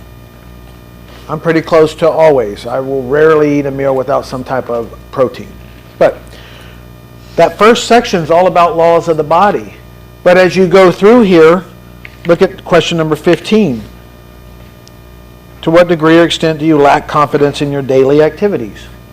You just circle whatever you feel is true. Now there's 2 evaluations. If you look at page 10, that starts the second evaluation for a later date. So the first evaluation, fill it out. It'll tell you where you might want to start in your adventure. Because there's on page 17, there is a key or a guide to tell you if you answered this way to these questions, then you might want to go read the chapter on, say, prejudice and forgiveness. They go together. So this is a gift. It's a way for you to see where you're at. It's yours, so be honest to yourself. And so we wanted to make sure you at least had that tool. Right? All right, so page 177, a little shorter chapter. We will continue the process. I will start us off. The latent attribute of forgiveness was brought to the threshold of consciousness when humanity first transgressed the laws of being. The friction, the pain, the penalty resulting from the violation brought physical and mental suffering. In its distress, humanity repented the wrong action and recognized the need to be forgiven. Only someone who has reached the state of perfection is free from the ignorance, temptation, and corruption that leads to the transgression of law. However, far along the path toward perfection we may have traveled, unless we have reached the summit, well, we still make mistakes. We have our shortcomings and weaknesses, and will always need to be forgiven for the faults, for the flaws, and the offenses that characterize our thoughts and actions. Thus, anyone who cannot forgive others breaks the bridge over which they too must inevitably pass. Kindness, sympathetic understanding, charity, love, these are the attributes that prepare the way for forgiveness. As long as we have a need to be forgiven, we must pardon others for their trespasses. It takes an open mind and a kind and generous heart to view the situation through another's eyes, to get another's outlook, perspective, and viewpoint. It is so easy to condemn someone else for their iniquities. Let us first analyze the circumstances that led to the wrongdoing, because we are only human. The cruel despots, the cruel rulers of hatred and revenge are ever ready to sway the mind in its judgment and to blind the soul from seeing the good there is in people. Let us not stoop to these destructive forces when evil torments us.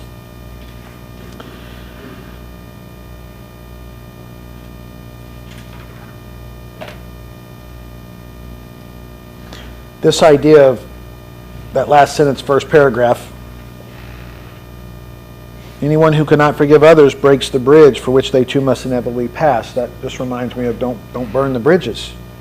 Because there will come a time where you will seek and ask for forgiveness.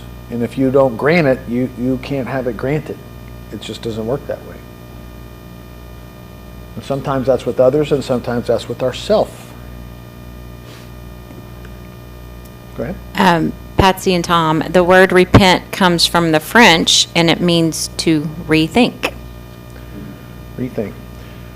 I like that. They reminded me of that. Most of you know this, but the word, when we're said to repent, is to turn. And when Jesus was doing all of his healings, he would say, take up your bed and walk. Go and sin no more. There was this changing what you're doing, because what you're doing is creating an issue that you have a problem with.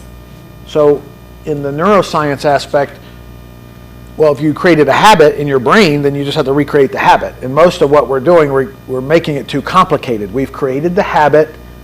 There's a beautiful quote, and this doctor quoted, he says, first you create the habit. You create the habit, then the habit creates you. And our phones are doing it for us. It knows when you get in the car, it says 10 minutes from home. This is what our brains do. This is just recognizing your pattern. Well, that's what your brain does. And the brain perceives that you think that is more pleasurable, so it's going to lead you in that direction. Until you break the habit, till you repent, meaning you turn and create a new habit. And there's other definitions, but that's the idea. You're changing how you think. You're changing the authority figure, the program in your brain. It doesn't always have to be some major thing. It could just be, you created it, now uncreate it. Anyone else? Okay, next reader, top of 178. Who would like to read? Okay, Dr. JP, have at it. Sometimes people hurt us intentionally and grievously, and often without any expression of regret. Whether we should overlook and forgive such offenses depends on the circumstances and the motive behind the thought or action. We should not be vindictive, for revenge is a boomerang that harms the person who indulges in this destructive force more than it does its intended victim. People who are not content until they get even with their aggressor hold themselves on a low plane, bringing illness to the body, confusion to the mind, and darkness to the soul. Whether to repay injuries by justice or kindness depends on the nature and extent of the law violation. We need to differentiate between two types of vindication. The method of revenge expressed in the maxim, an eye for an eye and a tooth for a tooth, prevailed when the human race lived in ignorance of its relationship to one another. But as humanity became more intelligent, it gradually developed another method. Jesus taught by saying this, if a man shall strike you on one cheek, turn the other. One method expresses love, the other hatred. Therefore, we must choose which method to employ in our relationships.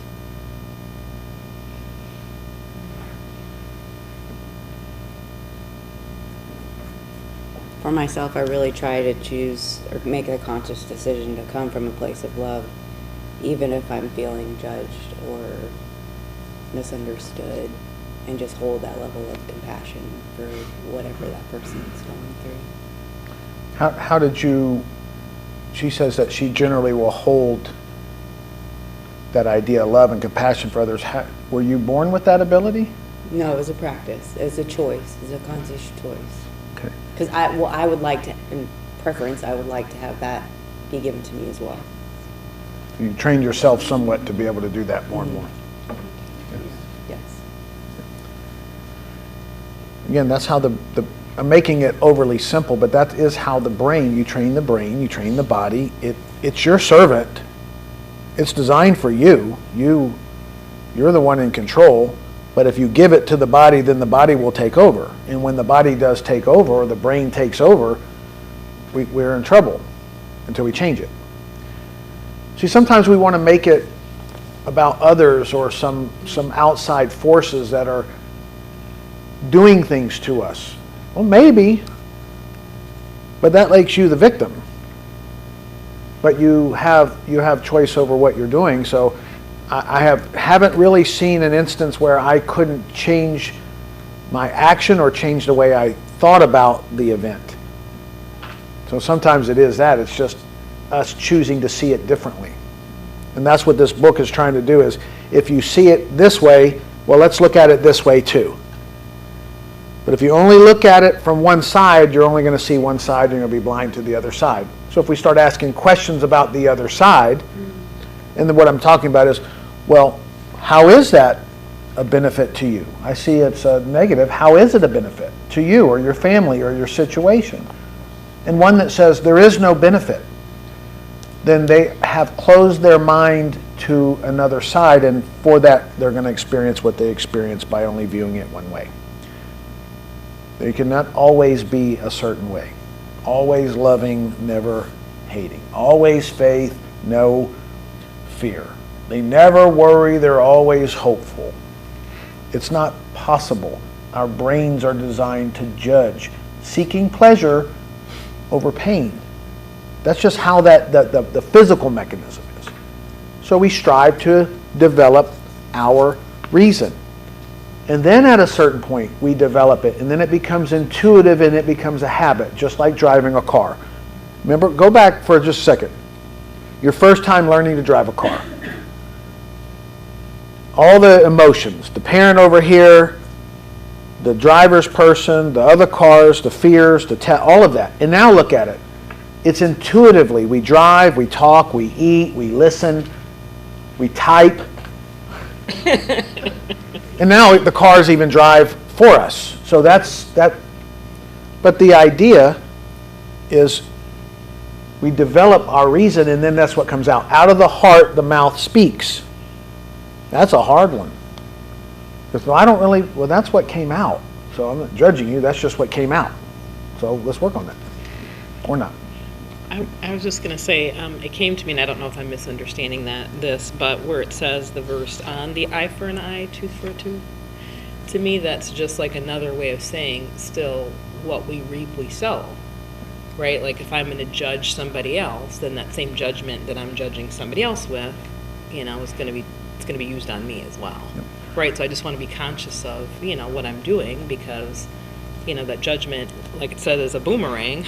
Mm-hmm. And it's going to eventually come back to me in whatever way that I'm judging the other person. So for sure. Good job. All right. Next reader. Oh, go ahead.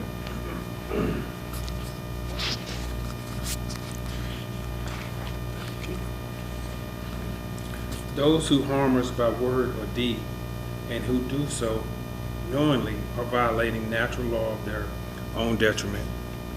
When we are aware of this, then instead of harboring a grudge against them or desiring revenge, we should realize that the very laws they violate will bring inevitable retribution. Therefore, we need not intensify their punishment. Rather, we should realize that the one who injures or damages does so in ignorance. Such actions should incite our pity. Maintaining this attitude, it is easy for us to do as Jesus did when nailed to the cross, looking down in his agony on those who had tortured him. He realized that they were as little children, unaware of the enormity of their crime. Thus he exclaimed, "Forgive them, Father, for they know not what they do." This does not mean that we should look at all the harm in this manner. There are some people whose souls are perverted, that they intentionally and deliberately bring injury to others to advance some evil purpose of their own. Such individuals should be brought to justice for the deliberate, premeditated evil they use. We cannot hold someone accountable for unavoidable ignorance, since we're all human and to some extent subject to violation of law. However, it is our duty to become as informed as possible regarding the truth about life, to seek knowledge of the laws of our being and obey them as much as possible.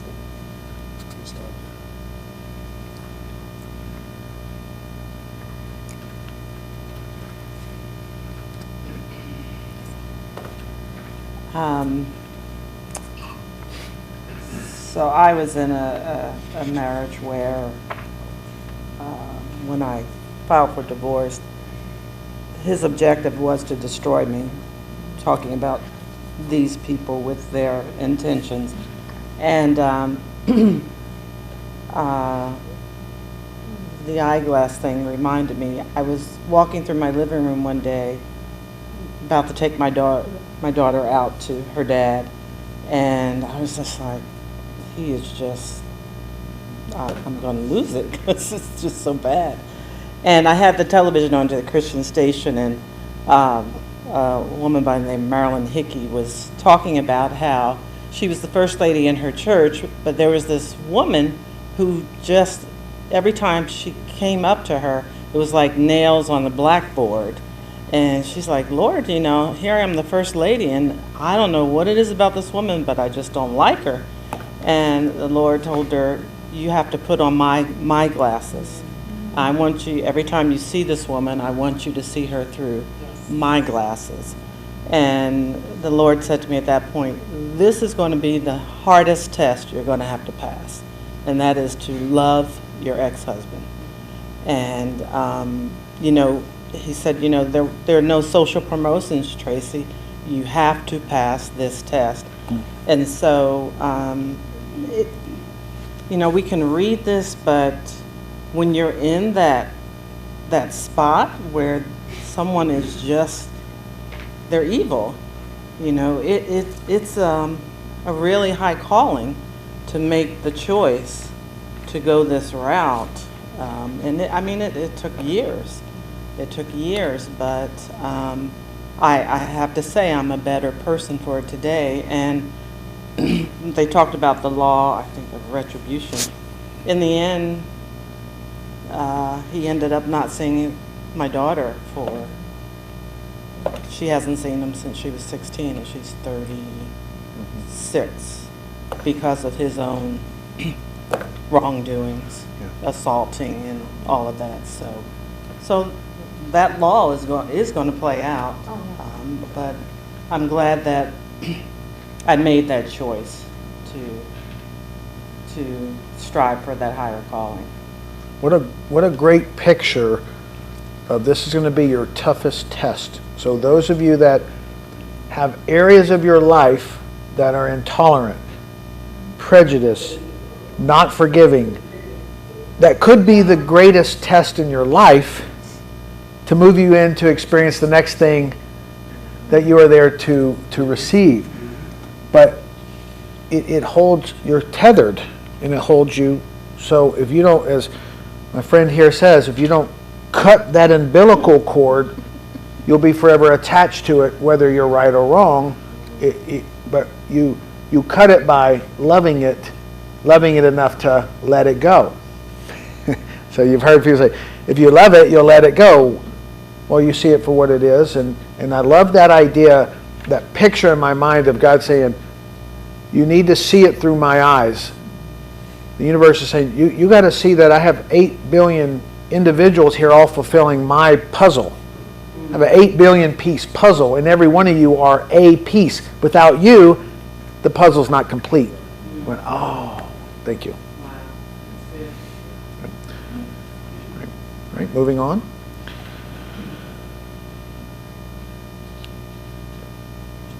Reader?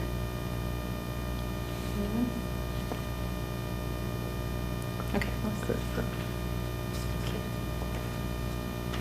With wisdom comes understanding, and when we understand the laws, we cannot willfully violate them without expecting due punishment. Surely we cannot hope to transgress nature's laws without the inevitable penalty or suffering. The law of compensation makes no exceptions. Despite good intentions, we may bring injury and even tragedy into others' lives. It is a complex society. Ignorance and carelessness may do as much damage as willful aggression, especially where powerful individualists exert their influence over many people. To be able to choose between right and wrong action, we must know what is right under the circumstances and act accordingly. When ignorance causes violation of law, we can be more generous in imposing a penalty or in granting forgiveness. Those possessing knowledge and authority have a duty to instruct and aid others who live in ignorance and darkness. It is contrary to the divine plan to condemn and refuse to assist those who are ready to learn. Everyone possesses certain ideals and aspirations. To the degree that we become conscious of these ideals and aspirations, they create a sense of obligation within our consciousness. The more sensitive a person's nature, the more acutely he or she will feel the defeat or inner discord when choosing unwisely or violating the laws of being, and the greater it will be the desire for forgiveness. When we evolve to the point where we can choose with wisdom and discriminate between right action and wrong action, we will have learned to take full responsibility for our actions or for the effects of those actions may have had on others. Then we will have broadened our vision, deepened our understanding of human nature, and increased our power of forgiveness. But even the wise person must guard against the sense of guilt or remorse that becomes inverted and results in self-condemnation. Thank you.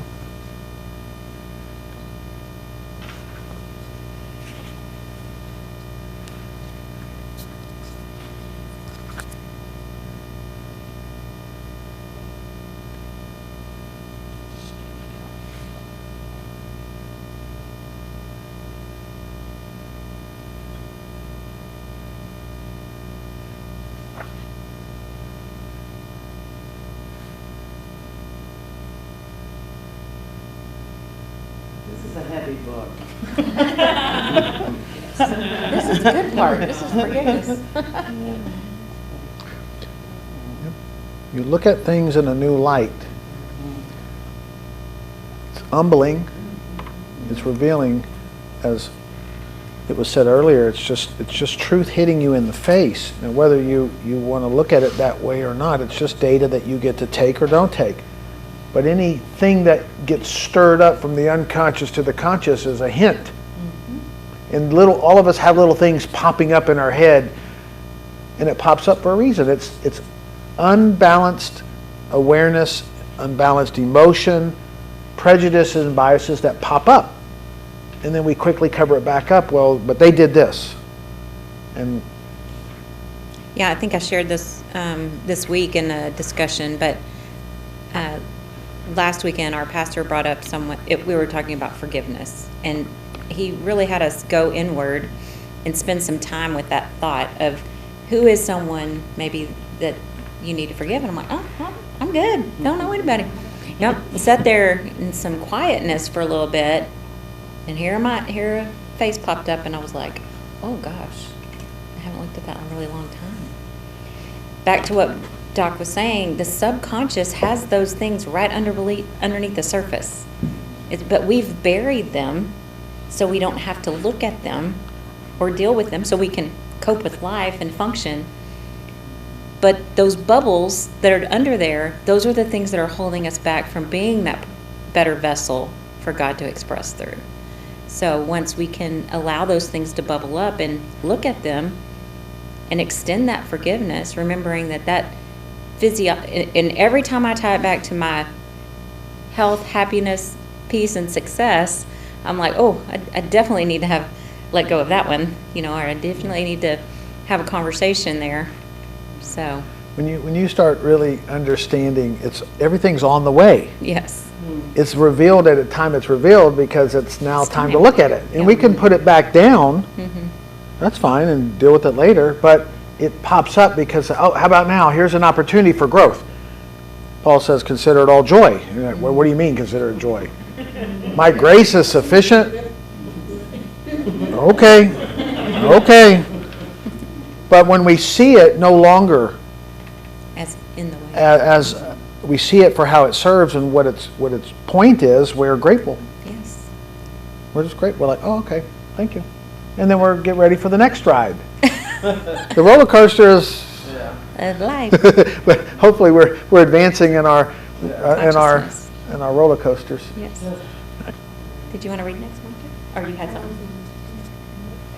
I was thinking how with unforgiveness, we tend to put a scale on it a lot of times, where, like, when I think about people in general that may have done something to me, I may forgive someone that told a fib, but someone that I feel did something drastic, that's my scale, that was very harmful to me, I'm not so quick to forgive them.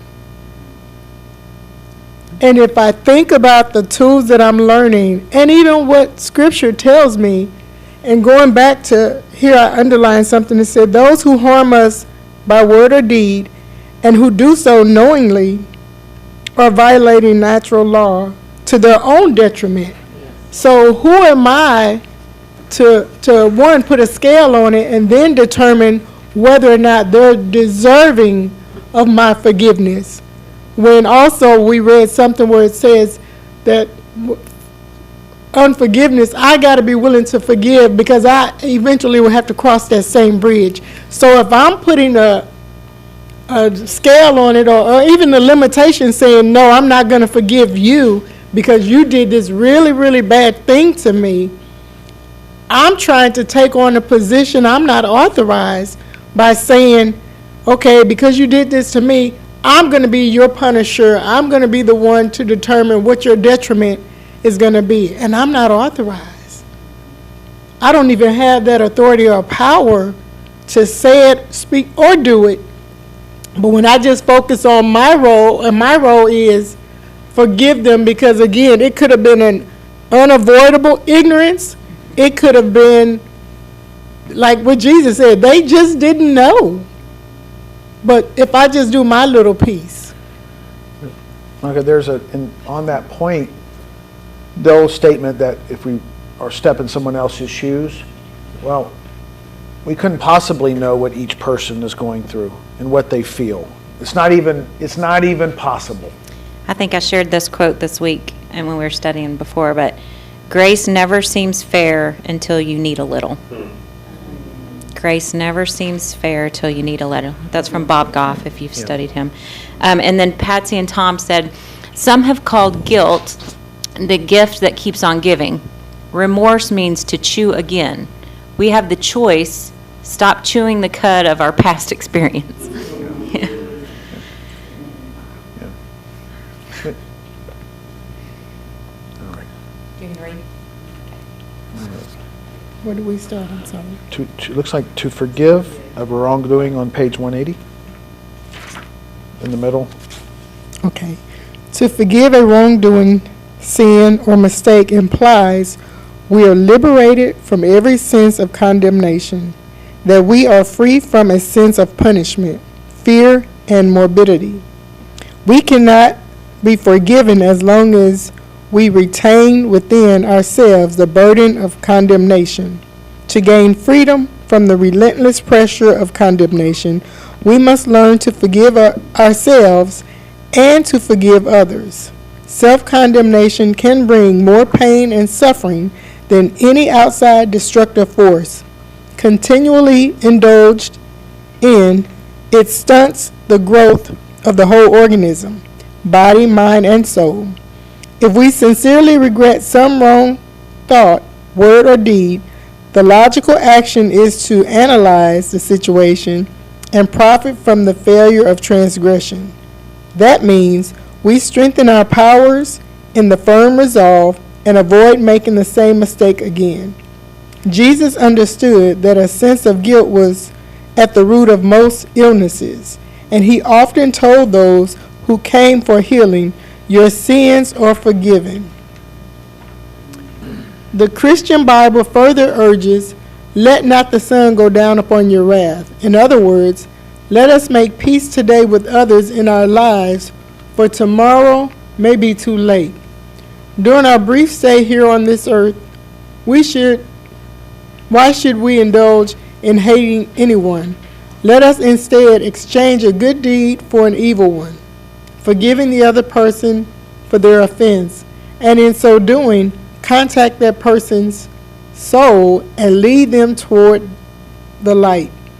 If we continuously emphasize the good in a person, the positive forces will soon predominate. They will then assume command of the soul, liberating it from the fetters of the evil forces that previously held it in bondage, ignorance, and darkness. Sometimes forgiveness may be difficult or even appear inadvisable, but it is the charitable thing to do. Anyone who never forgives should make sure that no occasion arises when he or she will require forgiveness. People who relieve their conscious thought of all injuries and who refuse to indulge in revenge or animosity have elevated themselves to an exalted place. Their evil forces can no longer disturb their peace or interfere with their happiness.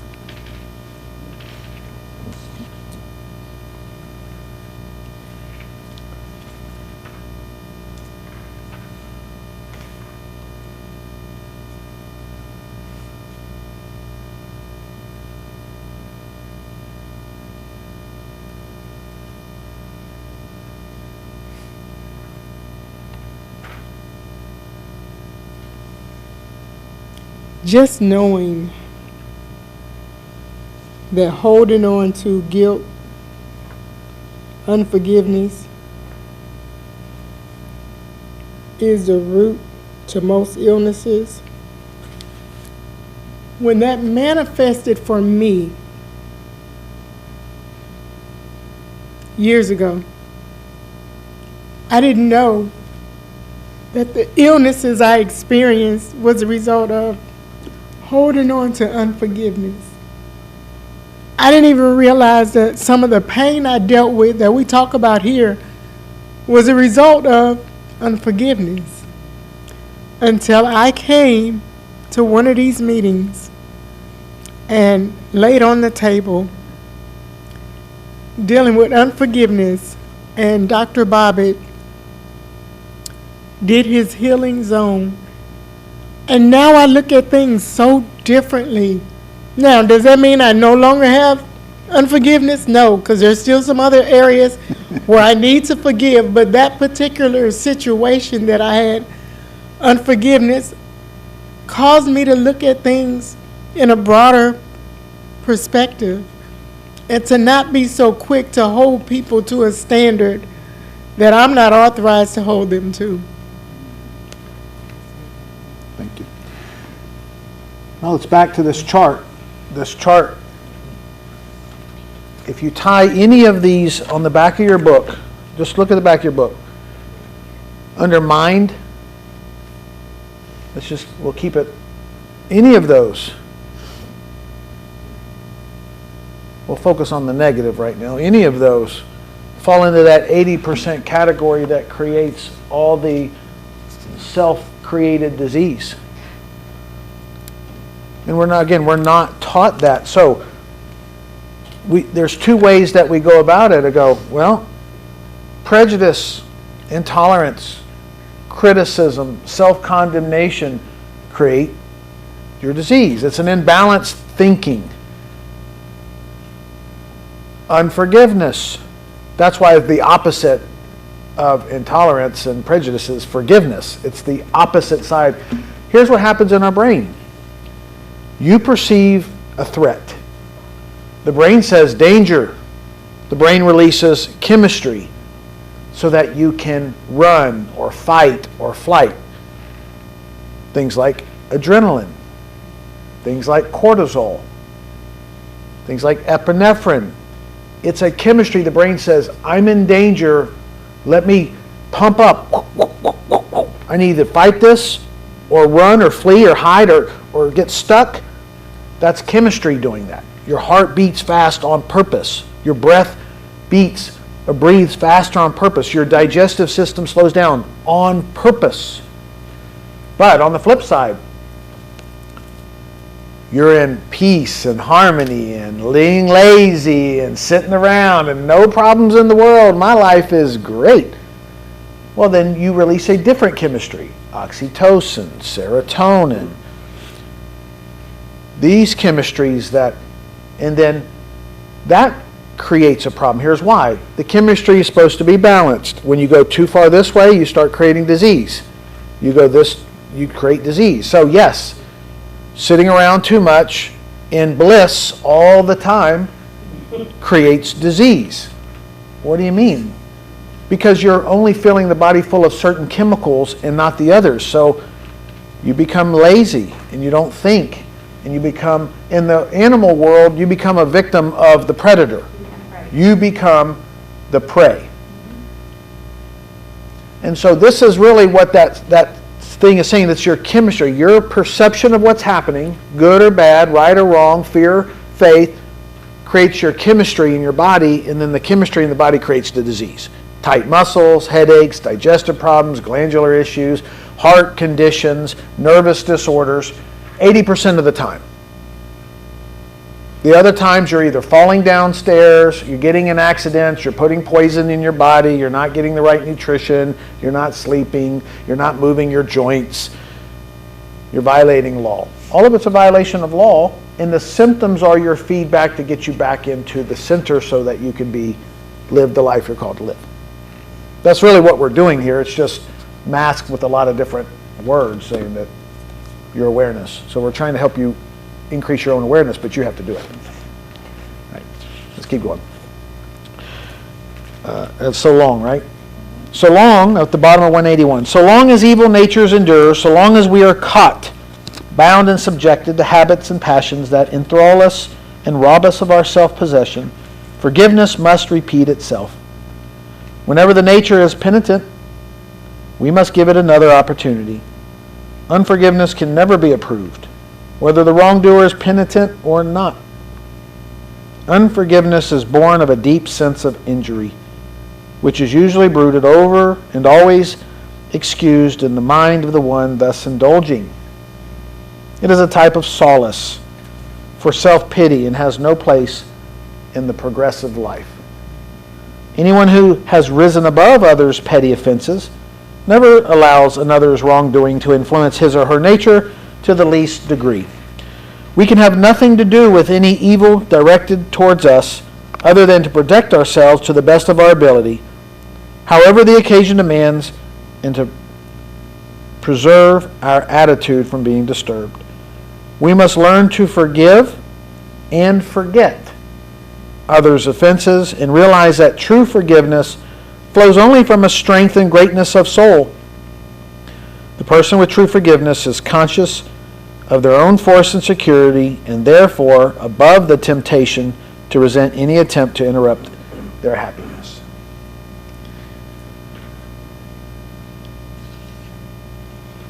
You know, if you really break this down, it's not even worth it.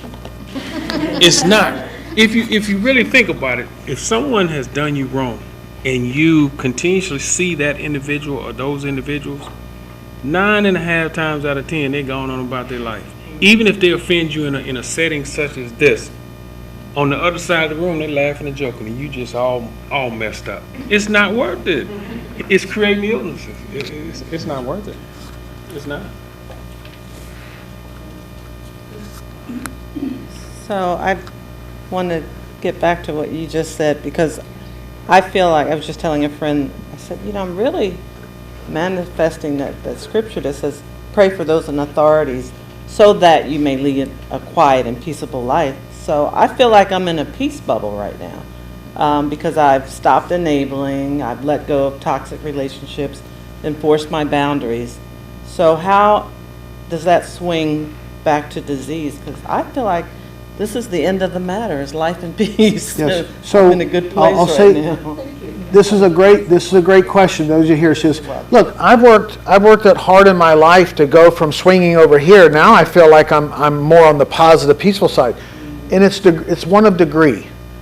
Okay, meaning, let's say this is you're centered, you're present, and way over here on this side of the pendulum is you are 100%, everything is so great, you're really polarized, everything's peaceful, nothing wrong, there's only glory, there's nothing, there's only faith. You're so far out here that you have now become blinded that there is a street out there with cars crossing it. And if you go, God will protect me. Because even animals with their instinct they're run by God. We have the choice. So what happens is if you're only a little bit here, then a little bit of chemistry off. But the truth of it is we're not always there. Physically, we look at it life. Mentally, we look at our life spiritually. So ideally, life will show you judgment and emotion to show you where the next level to work. And you're in a season. Life has seasons. Right now, we're in summer in this part of the country. But guess what? In a few months, it will be fall. In a few months, it will be winter. In a few months, it will be spring. Unavoidable. Now, the degree of the season change is relative. And we like or dislike it based on comparisons with others. So it's a great question, but what typically happens is most of us aren't in that season. But if we ever think there's a positive without a negative, it's an incomplete awareness. Because then you alienate yourself from others and you think you're better than others, and it just gets weird. Yeah. I was just going to say based on what you were saying earlier, another mentor that I listen to always says, nobody can hurt me, that's my job. Right? Because really, other people just do what they do. Right? Like the driver that cuts me off in traffic, he's late for work or whatever, like he's not waking up thinking, how can I annoy Melissa today and cut her off in traffic, right? Like he's just doing what he's doing. But now how I think about that, that's what actually hurts me. Like, how dare he do that? People aren't supposed to drive like that. You slow down. Like all the things that I'm thinking about, the thing that's happening is actually what causes me my suffering and my stress. And until I question that, yeah, I'm going to be upset and my emotions are going to be all over the place. So, yeah, it kind of goes along with what you were saying. So, Yeah, absolutely. And I'm thinking about it for the next 6 hours. And maybe you didn't even realize. Yeah. so I'm going to wrap the class up with a couple thoughts, and then we'll move on. Those of you that want to stay for the healing demonstrations, feel free. Those of you who want to leave, feel free. There's still food you can eat. I do want to make a suggestion here. I know that sometimes in going through this stuff, it stirs up stuff. And you're left hanging, you're like, this is all great, thank you. But now I'm stuck with this. This thing came up and now I have to deal with this. And I'm not at the point where I can just see it all as joy. I will say, and I'll just do a little plug for Melissa here. She's a fellow teacher. She teaches this, and she has a pretty good understanding. Will you just, I know you didn't do this, but just give them a little bio of yourself in case you need some help. You can reach out to her. Okay. Well, my name is Melissa, for those of you I haven't met yet. And I'm a licensed professional counselor supervisor here in Mansfield. I'm maybe like 2 miles away here. Dr. Bobbitt's my mentor, and I've been studying this work also for the last couple of years. And let me tell you, it's been instrumental in my practice and working with people as well. Because I've been a counselor since 2007, but let's say in the last couple of years, like the things that I'm seeing, as far as the healing that's happening in a lot of their lives has been like phenomenal. And the only thing different has been obviously me doing my own healing work through this, which definitely I can see how that really impacts my ability to work with people, and then using these tools, on other people. So yeah, I love going deeper and allowing people to be able to break through from a lot of the limiting patterns that we all have that keep us stuck in a lot of suffering in whatever area of your life. So, yeah. There are no shortage of each of you that have a ministry in here. I know Melissa's also a licensed professional counselor working on your associate. She's associate, so she's working, she's attending. We have other ministers. I do want to point out one more healer specifically. If I leave any of y'all out, I'm sorry, but Dr. JP, fellow chiropractor, she does chiropractic in a different view. Do you just want to take a minute to share in case we startle something, or do you want me just to? Okay, so she works more with, and I hope I don't get this wrong, energy, emotions, and a lot of other stuff. Her resume is very, very deep. So if you have something that you just hadn't been able to address in any traditional route, it might be worthy to talk with Dr. JP, Melissa. If you have, obviously, chiropractic needs from this scope of practice, then that's me. I am also a wealth of knowledge in other areas, but I'm not the daily, day-to-day counselor. I'm going to do this. I want to show you on the slide. Will you switch the slides over? You have this Raise the Dawn book. All of you are probably familiar with this. It's a great gift. There is a hardback version. This was a 1948 4850. This was Dr. Fleet's original, well, not his original, but one of the more original ones. And there's just a few of these left. So if you're into history, there is a little bit of difference. This was not degenderized. The book we have there's a new edition even coming out that's going to add some things. But if you're a historian and you want to go a little bit deeper, there is that book available. I don't have them here. You can get them from the Institute. Now, there's another thing I want to point out. We do have this in Spanish. So if you have anybody that needs that. Another thing that if you're really into this book, you might like a study guide. These are just things that are available. The guide will take 2 chapters at a time and help you get the gist of what's happening and extract the meaning. So if you find yourself really interested, then order it from the Institute. They have this available. There also is a reference guide. All that means is, let's say you want to do a talk on love. Well, then you can just look at all the places where love is mentioned or forgiveness is mentioned, or just like any reference guide. They have that available. That's neat. And then Miss Chrislin up here, she is our children's teacher. This is the children's book. So imagine this Rays of Dawn book, they have a children's version, and it is spectacular. I don't even know why we call it the children's version. It should be called the adult version, because we're all children. each week, after we're done with the chapter each week, we'll go in this, and this is, so she has them color and do activities, and she dedicates her time to helping them. So that's, and then you already have this self-evaluation guide. You can get that from the Institute. If you're doing a seminar or you're ministering to people and you just want to see kind of where they're at, or yourself or your family, just fill it out. And you might not want to say you need to read that, you need to do this, but anyway, I wanted you to have some tools. The other thing, the way I look at it is, you can just, if you don't have the book and you want the book, buy the book. $20. If someone's far away and they want the book, they can order it from the Institute that sells them. You can just buy the book and do your self-study. We have on Wednesday, if you open up your folders, pull out your folders, there is something called the Dr. Bobbitt Rays of the Dawn Club. That's a fancy name for it. We meet every Wednesday for 1 hour, 12:15 to 1:15.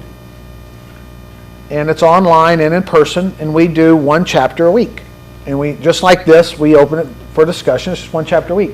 This gives a list of the dates and what we're covering. Now, Melissa in here, she has a Saturday. She gave up her Saturday club. She has a nice, healthy group that meets in Mansfield. Primarily, is it mostly women right now? Yeah, we meet from 9 to about 10:30 on Saturday mornings, and we do have a Google Meet link that for people that want to do it that way, and then we also have it at my office off Turner 1L. So she has every Saturday, they meet, and so she's developed her own group. So they have a different culture, and I don't know if it's feminine culture, but it's mostly women. So in here, when you're with me, it's me. But you can come. Did that look give you that? Yeah, we can come. I can see you want to come. So women, they have their little tea party. But there's more, so that's the idea. Buy the book, do self-study, get a study guide, do your own study, come join our group on Wednesday. There's no cost for these groups. There's no expenses other than buy your book. And if you come here and you don't want to buy a book, we'll lend you a book. Same with Melissa's class. There's no cost. You join. But there's like 9 other clubs that are just like this, but they have different flares and different flavors. So I just want to show you, maybe, if my computer skills are up to date, if you'll look at the TV, all you have to do is go to concept-therapy.org, and up will pop the website. Now, there's a tab right up here that says clubs.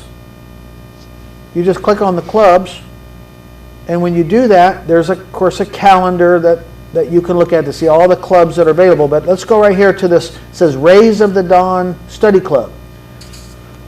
So we should go through this because this is how easy it is. Better Together. This is every Monday, 7 to 8 Central. So if Monday's good for you, there's a Zoom link. I don't know all the details about the group. I just know that there's Blue Waters Rays of the Dawn. This is a doctor friend of ours out of Florida. Very talented individual. His is Wednesdays too. There's a chiro crew. There's another, this is Dr. Mary Connors. She's way up there in Boston, the Massachusetts area.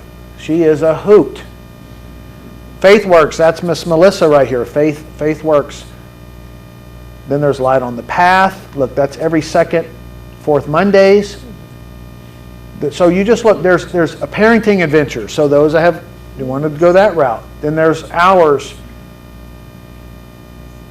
Then there's Raise the Roof. We have another young lady, Donna. She is hilarious. She has hers. There's Real Alchemy. These are all studying this book. So if Wednesdays doesn't work, the self study doesn't work, find you a group and see if you fit. Come in and out of groups. But it's a way that you can continue to work on your own evolution there. All right? Which one? It's on the back of the book, and it's concept-therapy.org. So, and his primary job is to help bring in reason, kind of tame the animal nature. It is still a do-it-yourself, and we're not going to tell you what to do and how to do it, and what you should do or not do. Now, in your folder, I want to cover a couple of other things. Those of you that are interested in a little bit higher work, a little bit more soul food, I'm going to call it. I'm going to call this book, I know this is going to handle our animal nature. We can go one step higher. In this book, in The Rays of Dawn, the way I relate it is to take you from being polarized down to essentially indifference. You're just indifferent, but you still have a preference towards pleasure. You still see things a little bit skewed. Where do you want to eat, honey? I don't care. Any suggestions? No. Okay, let's do pizza. No, that's too much bread. She's indifferent, but then she still has a preference. She's not polarized. She's not judging. She's like, no, until you present a solution.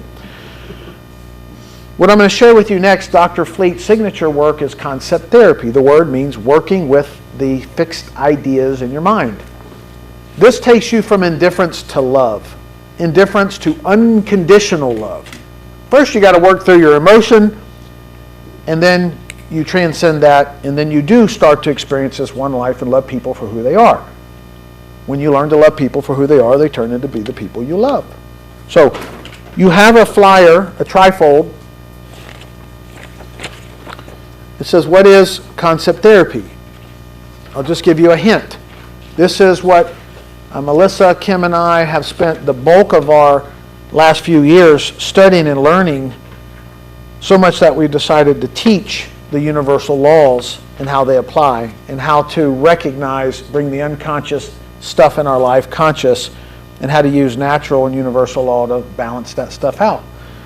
And it just says here on the front, concept therapy concerns itself with changing faulty ideas, faulty concepts in our consciousness.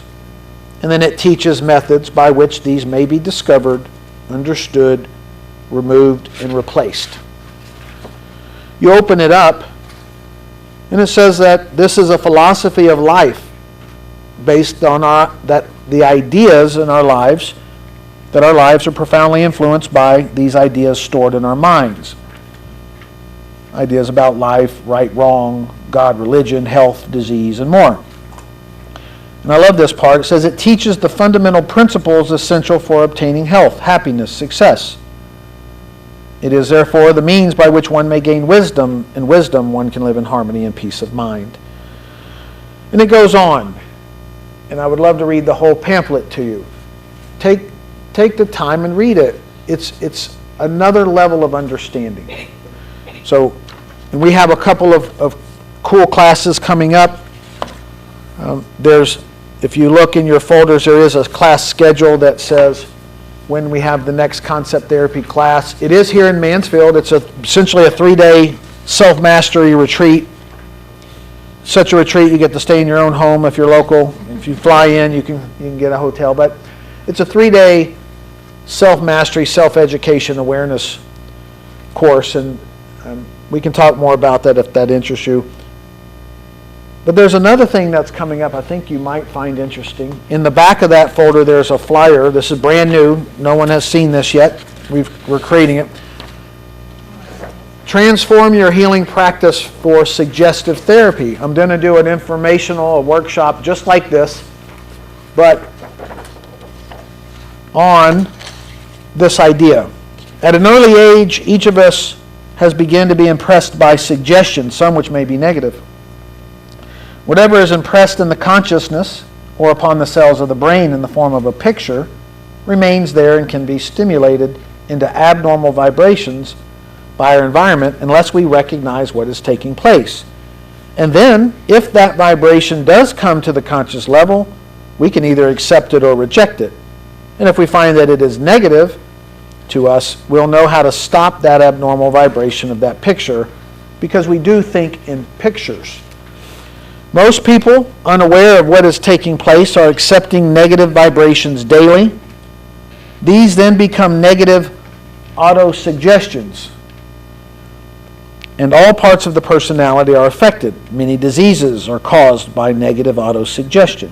So we're going to teach and help you understand the power of the mental over the physical. We'll teach you how. We're not going to teach you what to think, we're just going to teach you how to think. And lastly, knowing how to give and receive proper suggestions is a fundamental principle in everyone's life. The person who has absorbed this knowledge and has learned how to apply suggestive therapy constructively will acquire a great secret. You will no longer fall victim to the error of giving yourself harmful or destructive suggestions. Instead, you will provide yourself with helpful, constructive ones.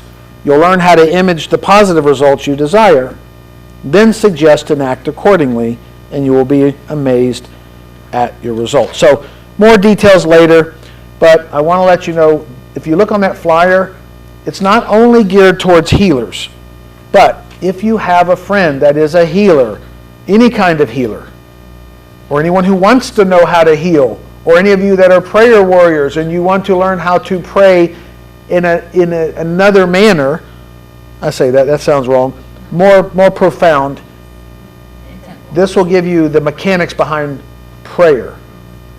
The mechanics. And why does sometimes prayer work for some and when it doesn't for others? Why does healing work for some? Why does it not work for others? Why does sometimes patients get well, sometimes they don't?